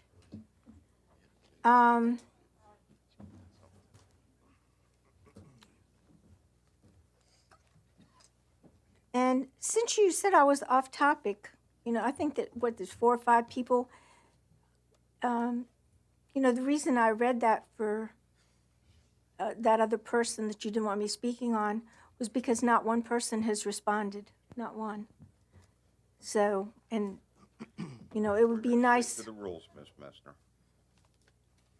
The point is, we don't have an opportunity. You pick what we can speak on and when. It's called an agenda. It's called a dictatorship, in my opinion. Okay, please. Okay, well, you're interrupting me. Maybe I could speak, and I don't want my time taken away because you keep interrupting me. You have a comment on everything I say. Because she goes off topic and every the time. comments on, this is discretionary land use. We still have problems with simply mitigating. And, the soonest you're going to do anything on the flood is 10 years, and then another phase. But no one seemed interested in saving, the 70 acres, of wildlife preserve on Bird Neck Road. Some of the people that called, they even approved additional hotels on the ocean side. So, and you talked about the will of the people. 70% of the people voted to oppose the 31st Street Hilton. And y'all ignored that, so it's selective. And you took up most of my time, which I think is inappropriate. Thank you. Thank you. That's all the speakers, sir. Okay, first, now, do we have a motion? I'll move for its adoption as posted in the agenda. Okay, do we have a second? Second. Okay, we have a motion and second. Discussion. I discussed it all last week. No, say that isn't so, Jim. I have a substitute. Yeah, okay. Just, it's the same thing I said last time. And in my whole history of this council, we've never dealt with a comp plan issue that had been unanimously denied by the Planning Commission. So I still think that this is historic to do it this way, and I really would like to see us to send it back to planning, let them work with the stakeholders and see what they have to say, and then come back to us. I really don't see Is that a motion? the harm in it, so I move to do that. I'll second that. And I'd like Discussion. Well, I will tell you, I think during COVID, we lost a lot of our best practices, particularly with the way we deal with our boards and commissions. And I think we need to get back to having them be part of our process. And it was obvious to me by reading the write-up and the verbatim from the Planning Commission meeting. I've never seen an 11-0 vote to deny a council request from the Planning Commission. And I don't think they've been involved in this process at all. And I think we need to get them involved. I think the more eyes that are involved in this stormwater issue, the better. The Planning Commission is going to be making decisions that involve this ordinance, and I would like to send it back and try to have a better process and involve them. So that's my purpose for supporting sending this back to the Planning Commission and seeing if we can get them back involved in the process of this stormwater ordinance. Okay, we have a substitute motion. Any comments? Well, first of all, it's not an ordinance, because the ordinance is the stormwater management regulation. We are making an amendment to. I'm saying they weren't involved with the Okay, ordinance. one at a time, please, Linwood. So, first of all, that's not what we're doing. Secondly, it is taking the policy that we have already voted on, which is a true ordinance in the regulation management, and saying, and applying and incorporating that as guidance into what is a guidance document, the comp plan. The Planning Commission doesn't make any decisions. They make recommendations to this body. More importantly, we made, and I realize you weren't here at the time, we as a body made a commitment to the public that if they did one thing, we would do these list of things, one of which was to put this amendment in the comp plan. 72% plus of the voters, I don't know how many elections where we've had 72% say anything yes. It's a pretty unusual thing to start with. Now, the Planning Commission did get it. Now, they were somewhat upset that we adopted a resolution without having their full consideration, but we were having people starting to vote on the middle of September, and if many people remember, 40% of the people voted before Election Day when that vote took place. We were trying to make sure that people understood that it wasn't business as usual. We were going to do certain things and make these representations that if they did this, something that we all needed, and there were a lot of doubters out there, that was designed to gain their partnership, that we would follow through. So when the Planning Commission, this is my personal opinion, that's sitting here in this body, got that, they seem to be more upset about that they weren't asked to the party, not taking into consideration the magnitude and the timeline we were working on, and got their nose out of joint, to be quite honest. I think that's a fair assessment. And so when they got it, and I guess I don't know who else, they said denied. And I'm thinking, okay, Public Council, 11-0 at the time. Maybe it was 10-0. I can't remember if we had a vacancy at the time or not, but I think it was 11-0 at the time. And 72% of the voters, what's the added value or the difference that they would come to tell us when we're just incorporating in language the regulation that this body just voted on the other night? So I think that there's nothing to be added by going back to the Planning Commission, because the public has spoken and we've spoken, and they said they didn't like it. I don't know if they didn't like what we said, or they just didn't like that they didn't get to participate because we had to act in a timely fashion to get people to agree to vote to approve the money. And so I have no offense but I think it's not about going back and getting their ideas. We've never done that. We've never passed $567.5 million before on a bond referendum either. And I realize COVID might have contributed to it, but I don't think it was purposeful. But we need to move on with the commitment that this body made, and I think the Planning Commission's input to the contrary is not controlling. Okay, anybody else? Mayor, Mr. Holcomb. was there a time limit on that, sending it back on that motion that was made? Did we say 30 days, or I didn't hear a time limit, or just send it back? Okay. No, there wasn't, but we would send it back. And would the normal process be, Mark? What do you mean? What would the process be? Well, if we vote tonight to send it back to the Planning Commission, what would the process be? In terms of how many days and all that Time and stuff. all of that. Bobby, how much time would the Planning Commission typically expect to have? It's my understanding that if this gets referred back to the Planning Commission, it would fall under the same process for other referrals, which would mean that would be 100 days from the Planning Commission's next meeting. We would have to bring it back. Could we make it shorter than that? It can be shorter, but if the goal is to provide public input, Staff would need to set up meetings and do other things, so it would be difficult to provide reasonable public input with a shorter timeline. Yeah, Mr. Bellucci? Okay, then, yeah, right after. I don't mind, Okay, yielding Mr. if you Jones. just don't forget about me, Mr. Mayor, when he's finished. That's a song, but, All right. you know. Simple mind. I know you wouldn't, Like but simple just mind. making sure. Berlucci show tonight. So, Well, first, we can't afford 100 days. Yeah. Plain and simple. But the bottom line here is, and I've said it before, is that if all this does is implements the ordinance, and that the council has already passed, and what it does is it says that if an applicant for a project lives up to the ordinance, that they're going to be fined.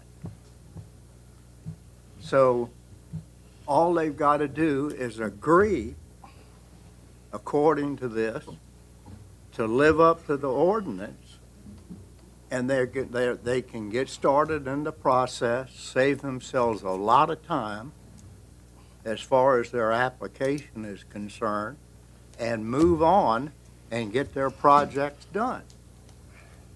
That's what it says. I don't understand why there's a reluctance on the part, quite frankly, of the development community on this particular aspect of this issue. It's plain and simple. All they got to do is agree to abide by the ordinance. And so, you know, I'm not in favor of sending it back to the planning commission and delaying the process for 100 days. We've got a commitment to the public that we've made, that if they would approve this bond referendum, that we're going to move forward and do what we can to protect them. And I personally would feel very like I've done something irresponsible to delay this process. Mr. Bellucci, I haven't forgot about you. thank you, Mr. Mayor. Well, I just have a question. But before I ask the question, I just want to make sure that we all understand we're all on the same page about what we're discussing, because it's a resolution to adopt an amendment to the comprehensive plan. And what is a comprehensive plan? I've just sort of did a Google here, make sure I got this right. It's various sources describe it differently, but it's effectively a guiding document. And these are, it's important, but it's not a legal document.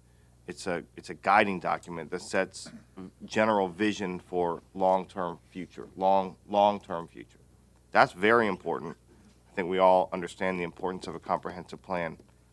But I guess my question is, and I want to make sure that I understand this, because when we adopted stormwater regulations a number of years ago, that was the policy. That was the ordinance that created the policy that the applications are measured against. Was that correct, Mr. Tahan? I would say that the changes to the stormwater regulations that were adopted are what the standards are for development in the city. Thank you. So those are the standards. The comp plan is a guiding document that informs review of the application, but the actual standards are measured. So let's just say hypothetically, if we did allow the Planning Commission more time to review with stakeholders, it won't impact policy. So in the intervening, say, 100 days, if it takes that long, would there be a difference in an outcome from an application in those 100 days that would deviate from our current standards? For plans that are going through the plan review process, the outcome would still be the same. They would still have to meet the requirements of the Public Works Design Standards Manual.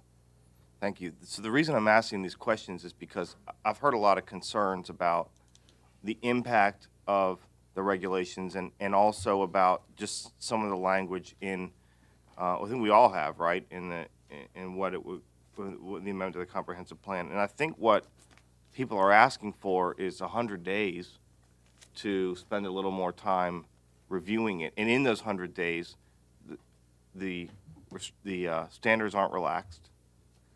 The outcomes wouldn't change.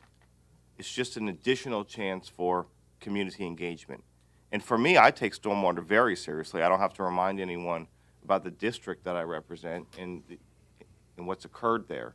So I'm not interested in conversations that are going to create more flooding and have a greater impact on neighborhoods. But I don't think that's exactly what we're talking about here. I think we're talking about 100 days to solicit and consider input from the community, from neighborhoods too, sure, from people who have been impacted by flooding, definitely, and from people who, as Mr. Dyer said, are vital to a healthy business environment, jobs, and continuing to move Virginia Beach forward to create wealth, to create opportunity.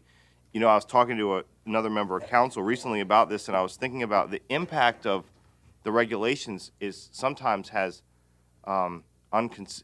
impacts that we haven't exactly considered on big businesses and small businesses. I've heard from, the biggest developers in town about how, there's all kinds of costs and very serious impacts that make it hard to do business here. But I've also heard, and this was deeply troubling from small business owners about, how this has impacted their lives and their livelihoods and their families. And I think 100 days to spend a little more time offering the chance for review that wouldn't relax the standards or change the outcome, and we'll bring it back. It's time to vote. I wish I could think of a more polite way to put this, but put up or shut up. And at the end of the 100 days, we're done. I think that's reasonable, and that's why I'm willing to support it. Okay, Ms. Donnelly. Well, if that's what we're thinking, we should never have put it in that resolution. We put it in the resolution. We made the promise to the people before they voted. And I know that I spoke before every group I spoke to. I had that resolution in my hand, and I read the promises, and this was one of them. And what this sends a message to the public is, we didn't really mean it, and we're going to lose some trust from the public. And I think the trust of the public is more important than maybe mollifying some planning commissioners who think they should have had some input. I think we made the promise in the resolution, and the people relied on those promises when they voted, and that's what, to me, is the significance here. Thank you. Mr. Rouse. Thank you, Mayor. I was a bit. I'm just trying to understand if the ordinance and the standards and the policy is in place, so there is no impact to taxpayers because they voted for this referendum, and making sure that the law of the land right now as it sits, that no project throughout our city can add to flooding. That's the law. So we are, essentially, this is a discussion about amend a comprehensive plan. And so I am trying to understand is, first of all, I understand the rush, but I also understand due diligence and allowing time to talk through issues and to perfect a comprehensive plan when all stakeholders are involved. So I am just trying to understand the rush to get this resolution out. When the law of the land, we already voted on the law of the land that says the law of the land right now, nothing can increase flooding, which protects the taxpayers. So we were talking about a plan. Willing to say it. I'm just trying to understand if someone help me understand the plan that we're talking about, and there's concern about a plan. Why wouldn't we leave room to perfect and have conversation and develop that plan? I'm just trying to understand that part. Can I answer that? Yeah, Mr. Moss and then Mr. Tower. I mean, I have spent a lot of time on flooding. I want to use tonight's example. We had a comp plan. What did the comp plan say? Should have office, should do this, should this, and it says a statement. This thing says, remember, the ordinance says, the regulation that we adopted, as articulated by Councilmember Jones, said an applicant has two choices when they come and they can say they're signing off, not doing any preliminary analysis, so when it comes to council, we have just what? A land use decision in front of us. We don't have to look at the watershed, the water analysis. Is it a cistern? Is it impervious concrete? You know, whatever their plan is, because they've signed up not to do any waivers, but they're going to do all compliance with no exceptions. But they don't have to choose that. That's a choice. So let's say they choose, I'm gonna come back, they choose that they're gonna do all the analysis, like that apartment complex on Pleasure House Road. I'll use that as an example too, so people can look at it. They do all their analysis, but that isn't ultimately what they build. Because they're not tied to build that, because at the end, it's still subject to what really works. They're just trying to show you probable, this is what we just started all the workshops, is they're doing all that work, and then when it's voted yes, they do the work again. Well, this ordinance says if someone goes that process, and they come up with something, and the builder has a right to come before council whether the staff approves it or not. But in this case, the staff looked at what the SGA plan said, but they still recommended it because they made a qualitative judgment that despite what the SGA, the guide, the plan, the vision, said, that they thought the mitigating circumstances and all this, that this was, they thought this could work, not would work, because we haven't done the detailed analysis. The comp plan change just says if they choose that path and they can't really prove, not just give you a preliminary analysis, but the actual final document use that the staff can't recommend it. That is an important guidance to the planning department, because it's saying that when they come forward with that thing for Pleasure House Road, it wouldn't be what they think could work. It would have to be the actual plan that they would put in place. That's a lot more work, a lot more energy, and a lot more money. I don't suspect many people are going to do that. They're going to want to bypass that and say, yes, whatever it is, because that gets them out of having to have debates with us about underground storage versus pervious concrete versus wet ponds, dry ponds, which we often get into this room. And they just have to deal with the engineering staff. So it's a nuance, but it's a nuance with a meaningful difference.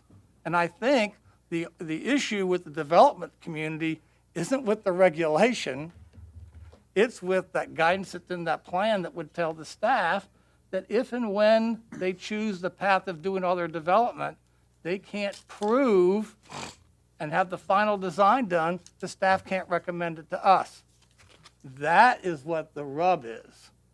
It isn't about the regulation, it's about what it tells the staff, how they have to apply the standard to the developer if they choose to take the path other than saying, we will do what's required.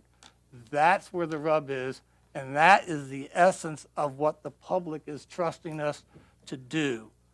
Now, we can go more time, but Mrs. Henley is correct. If you think that in 100 days is worth the public trust that we're consuming, then that's what you should do. I think it's not worth it.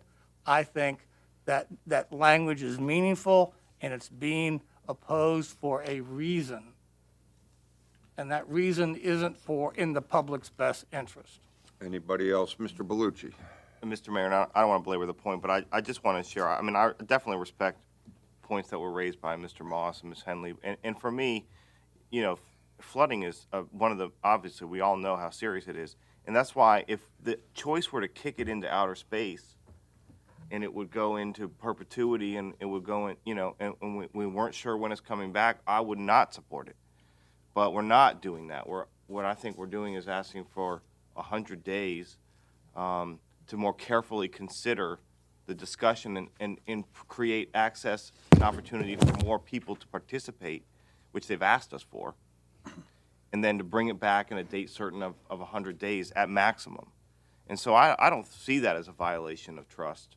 I see that as a responsible and responsive position, and that's why I'm comfortable with it. Okay, anyone else? Okay, Mr. Branch and then Mr. Tower. Well, I was just going to say that this ordinance, I wasn't here when it was developed, but I'm just a big believer in stakeholders being involved. The more eyes on something, the better. And this ordinance has already gone through revisions. We voted on those just a week or two ago. And we're going to monitor it with the Process Improvement Committee to see if we have improvements. But I can't be the only member of council who's heard from people trying to do business in the city of Virginia Beach that this ordinance has been very problematic. I don't understand all the technical things that deal with stormwater, but I'd like to get back to a process of having more eyes on things. I think the comp plan amendment, the ordinance is the teeth of the law. The comp plan amendment, as Mr. Tahan verified that I already knew, really doesn't change anything. I'm more concerned about trying to get back into getting more people knowledgeable on this issue involved in the discussion so that we can hopefully get an ordinance that does all the things we want to do to protect stormwater, but does not give us the reputation of a place that it's impossible to do business. And that's my concern.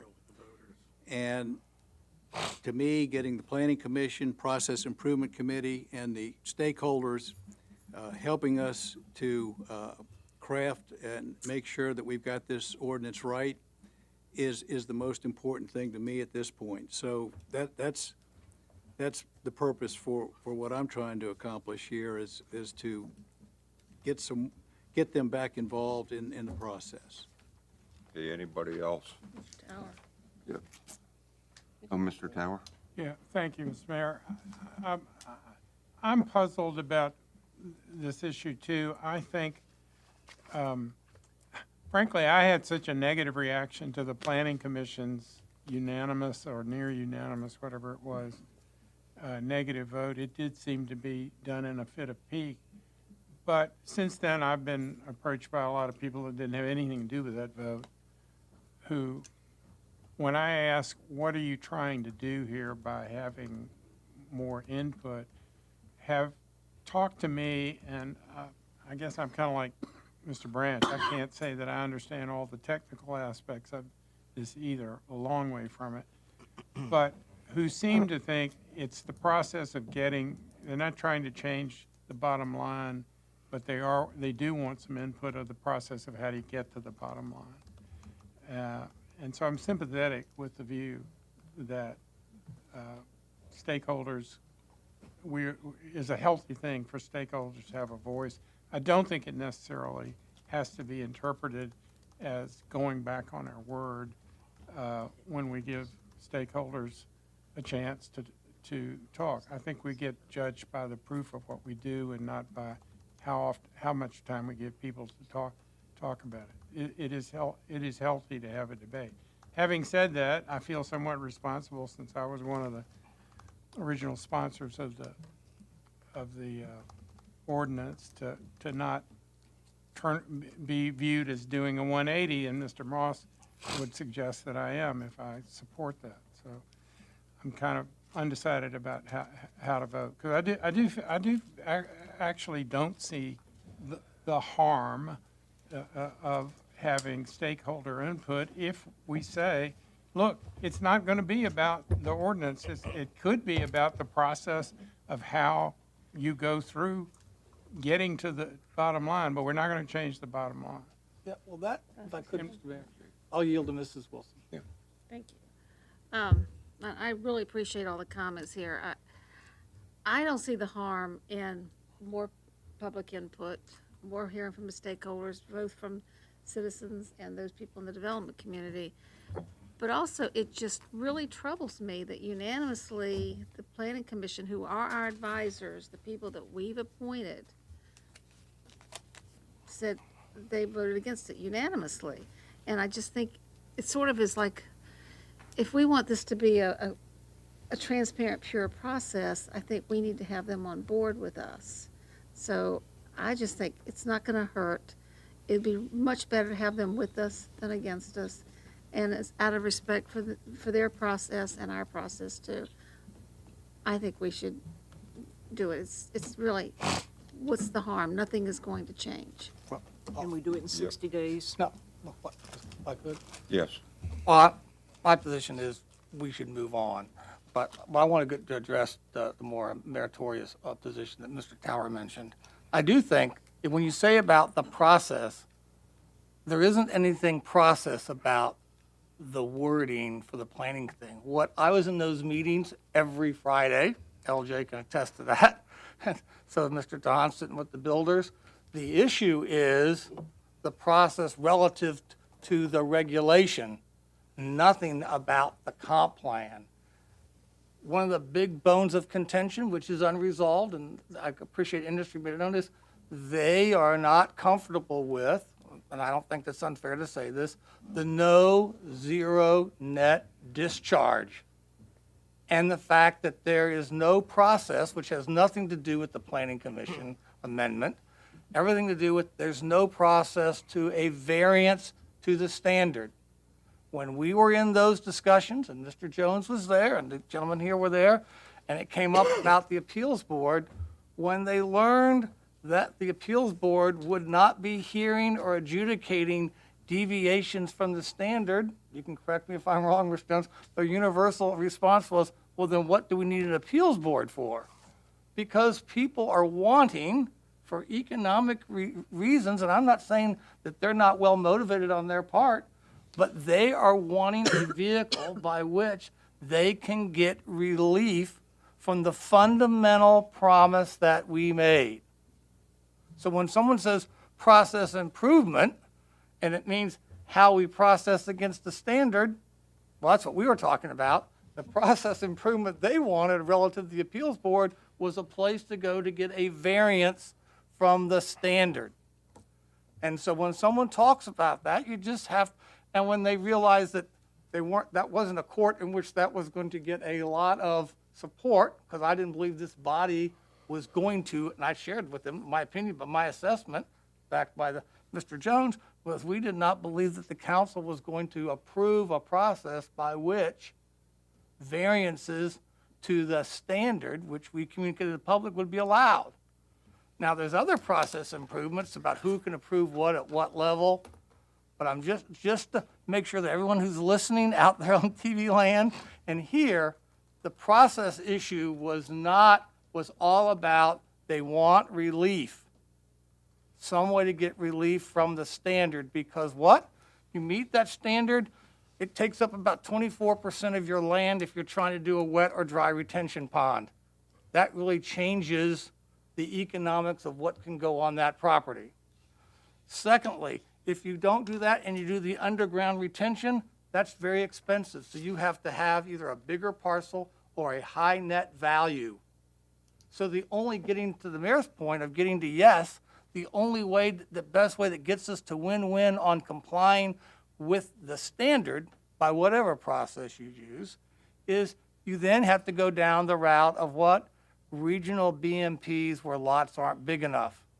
That doesn't change the fact that if you take a cottage at North End and build 2 homes on what was 1 lot and you more than double the impervious surface, now you've got the cost of a BMP to put on your property, right? You've got a maintenance agreement, which you have, per our current regulation, you have to sign for its maintenance. That drives up the price. So this is all the friction between the profit margin that people want to get out of their property given the cost of capital against the cost of meeting the regulations that gets added to the good. And can they then market that density and then, the numbers don't work as interest rates rise. So I'm only sharing out when people talk about process and what the issue is. It's the friction between the desired return on capital and the difficulty of developing infill development against the standard.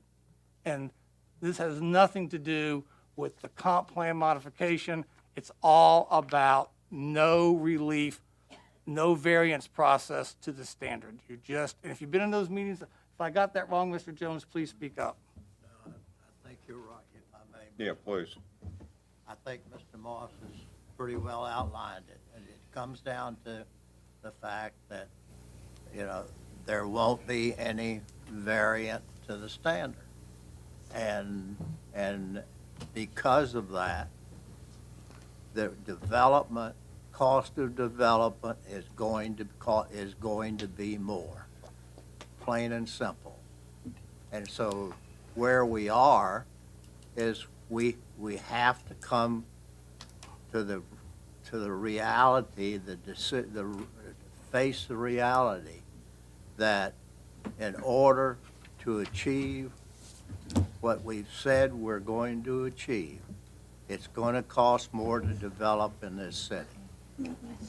That's what it comes down to.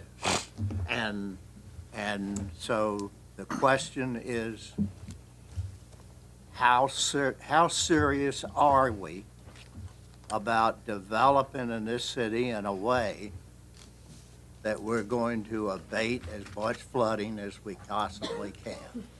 That's what it's all about. And, you know, the committee has recommended, and so has the staff, and the ordinance is written in order that we develop in a way that we mitigate as much as possible flooding in this city. It's going to cost more to develop, and I used the example with some people the other day, and that is I remember, some of us remember when we did the Lake Gaston project that we put into the DFU chart. Well, I can tell you, I remember very well, and some of you might remember too, that the development community was up in arms because we put in the DFU chart. But what did that do?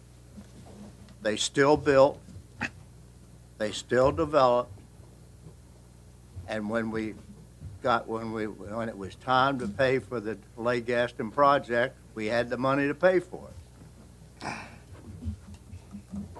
And at that time, when we started that process, the population of the city, I think, was about 200,000 people at the time, I think it was. By the time we finished the process and so forth, it was over 400,000, and all of the development had still taken place. The builders all got their profit off of the houses that they built and so forth. And we still had all of the development. The whole point is, it's going to cost more money for everybody to come up to these standards. It's just the way it is. It's the way it's going to be, have to be. And all we're doing, delaying that decision doesn't accomplish anything. Delaying that decision doesn't accomplish a single thing. All it does is give them, the people who are opposed to this stormwater control project, don't want to have to help pay the price for it. And I mean, that's what it comes down to, folks. I mean, and if you want to prevent flooding in this city, everybody's going to have to pay for it. And delaying it 90 days or 60 days or whatever is not going to change the developer's attitude about he doesn't want to have to pay included in the price of the property that he's developing. That's all. Aaron? Thank you, Mr. Mayor. I think when I hear this, I think we're all very committed to making sure we protect the city from flooding. That's why we passed this bond referendum. That's why we allocated so much money to get the word out, and to its success had over 70% approval. But I think it's about balance. Is what I look when I look at this. I don't think any one of us is moving on the standards. But I think it's about having that balance. We listened to a community talk about not having an auto dealership in their community back in December. And we wanted to provide them more opportunity to see if they come to an agreement, and we deferred it for 60 days. Now that was something for the people. Well, we have an ordinance already in place that protects the taxpayers. But now we're hearing from the business community saying, well, hey, we just want to have a couple more words. We want to be able to say our piece. Okay. That doesn't mean they're changing anyone's minds. But what that says is showing that we're being responsible and say, well, we'll hear you out. We'll give you 60 days, but that's that. That's the end of that. So I think what I'm trying to, and for me, I'm looking for just balance, bringing balance. I'm said, the standards are the standards. That's what the standards are. But I think any opportunity that we have to provide or to listen to how to improve on something, that's an opportunity that I'm willing to take and listen and see if there are parts we can move on. But with that being said, I think it's important that we don't leave any excuse that they can say, well, you rushed through this, we didn't have our say-so. Okay, well, 60 days, what you got? Here we are. Nothing's changed in 60 days. The standards are the standards. And so, Mr. Mayor, I'm always open to hearing people out. And so if it's 60 days, I'm for that. I'm open to that. So I think the recommendation, I would have, We have a substitute motion, so we need to see. okay, We yeah. have to vote on whether to accept the substitute motion or Okay, not. we finished discussion? I don't know. No. Okay, anybody else? That's your call. Okay. Yeah, if I could, just get a comment in here. That, this is, once again, one of those King Solomon type nights. And, let me put it this way. You always look for compromise. Stormwater has always been a very complicated thing. I have a trouble with 100 days. I would concur with 60 days if, folks would go along with that. Or maybe the 70 days if you need 10 days more than 90. Okay. 70 days, Bobby? We'll do whatever needs to happen for the body. So I just request that it be 60 days from the planning commission hearing so that I can at least make sure I get the planning commission in a room to talk through how we do the public input. So 60 days from the planning commission hearing. Their next meeting, if that's possible.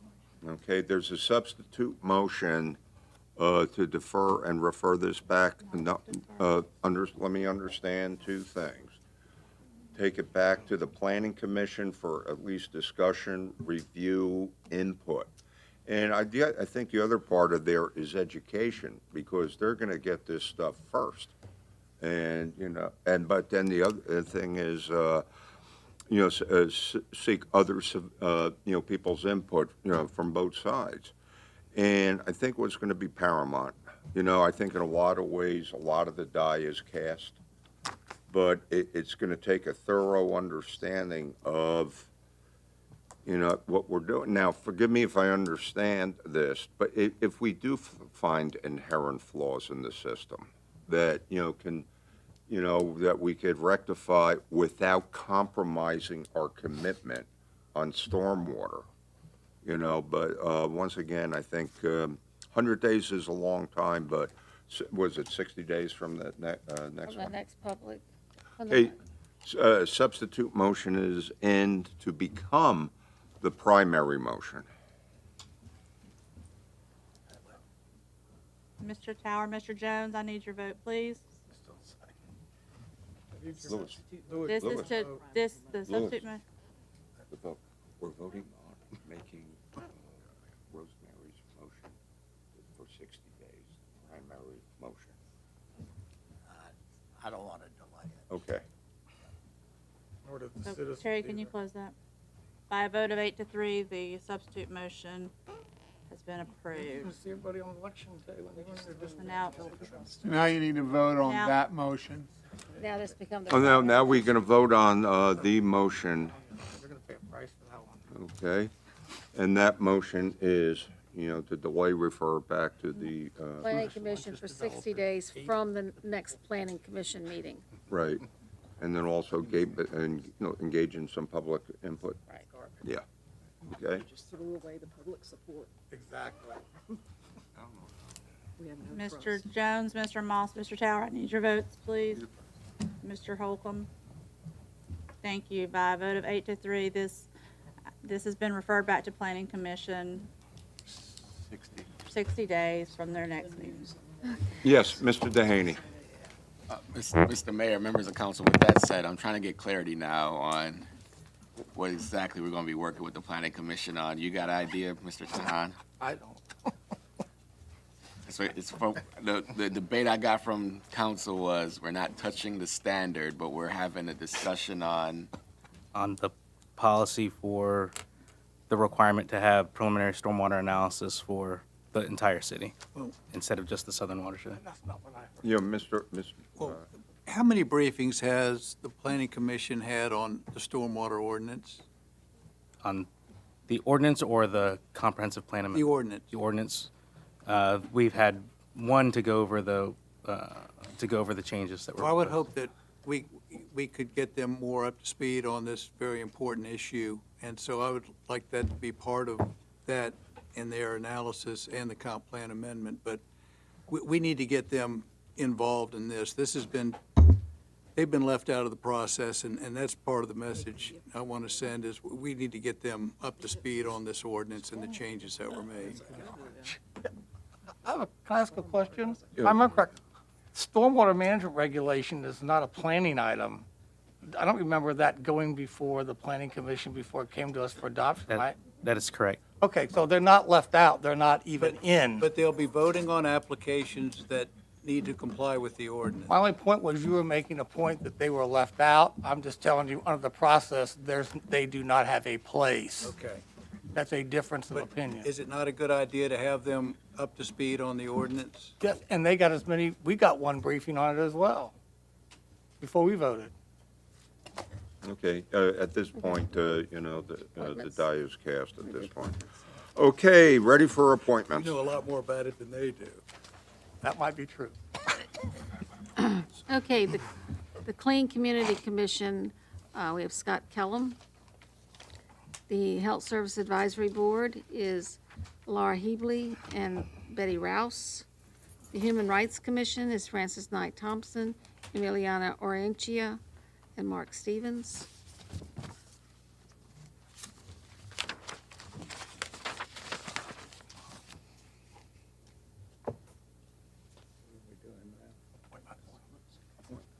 Planning Council, Councilmember Sabrina Wooten. And is that it? No. The ITA Citizens Advisory Committee, we have Dawn Flora. And that is it. Okay, thank you. Okay, the vote is open. By a vote of 11 to 0, you have appointed those as nominated by Vice Mayor Wilson. Okay, is there any unfinished business? For new business, just a quick comment from me. Colleagues, I just want to say we had a couple hot issues tonight. And I just want to compliment you on your decorum and civility. This is tough stuff. And just want you to know that it's appreciated. This is how we get things done. We're not always going to have consensus, but as long as we have civility, that would be a good thing. Mayor, can I make one comment? I just wanted to advise you, I'm not going to be here next week. My trip that I didn't take has been rescheduled for next week. Unfortunately, I think former Councilwoman Mayor Ross Hammond's going to be here to talk about the African American Cultural Center. And I'm sorry I'm missing that, and I hope you guys will pay attention to what she says. I know you will. I wish I was here for that. Thank you. Okay, thank you. Mr. Mayor, real quick, as we get to the end of the night, while we celebrate Black History Month, as a 30-year law enforcement officer, I would be remiss if I didn't remember the Virginia Beach's black law enforcement pioneers. These brave African-American heroes, dating back to Princess Anne County and the city of Virginia Beach, have paved the way for all of us. They have been role models for not only African-American law enforcement officers, but their white counterparts as well.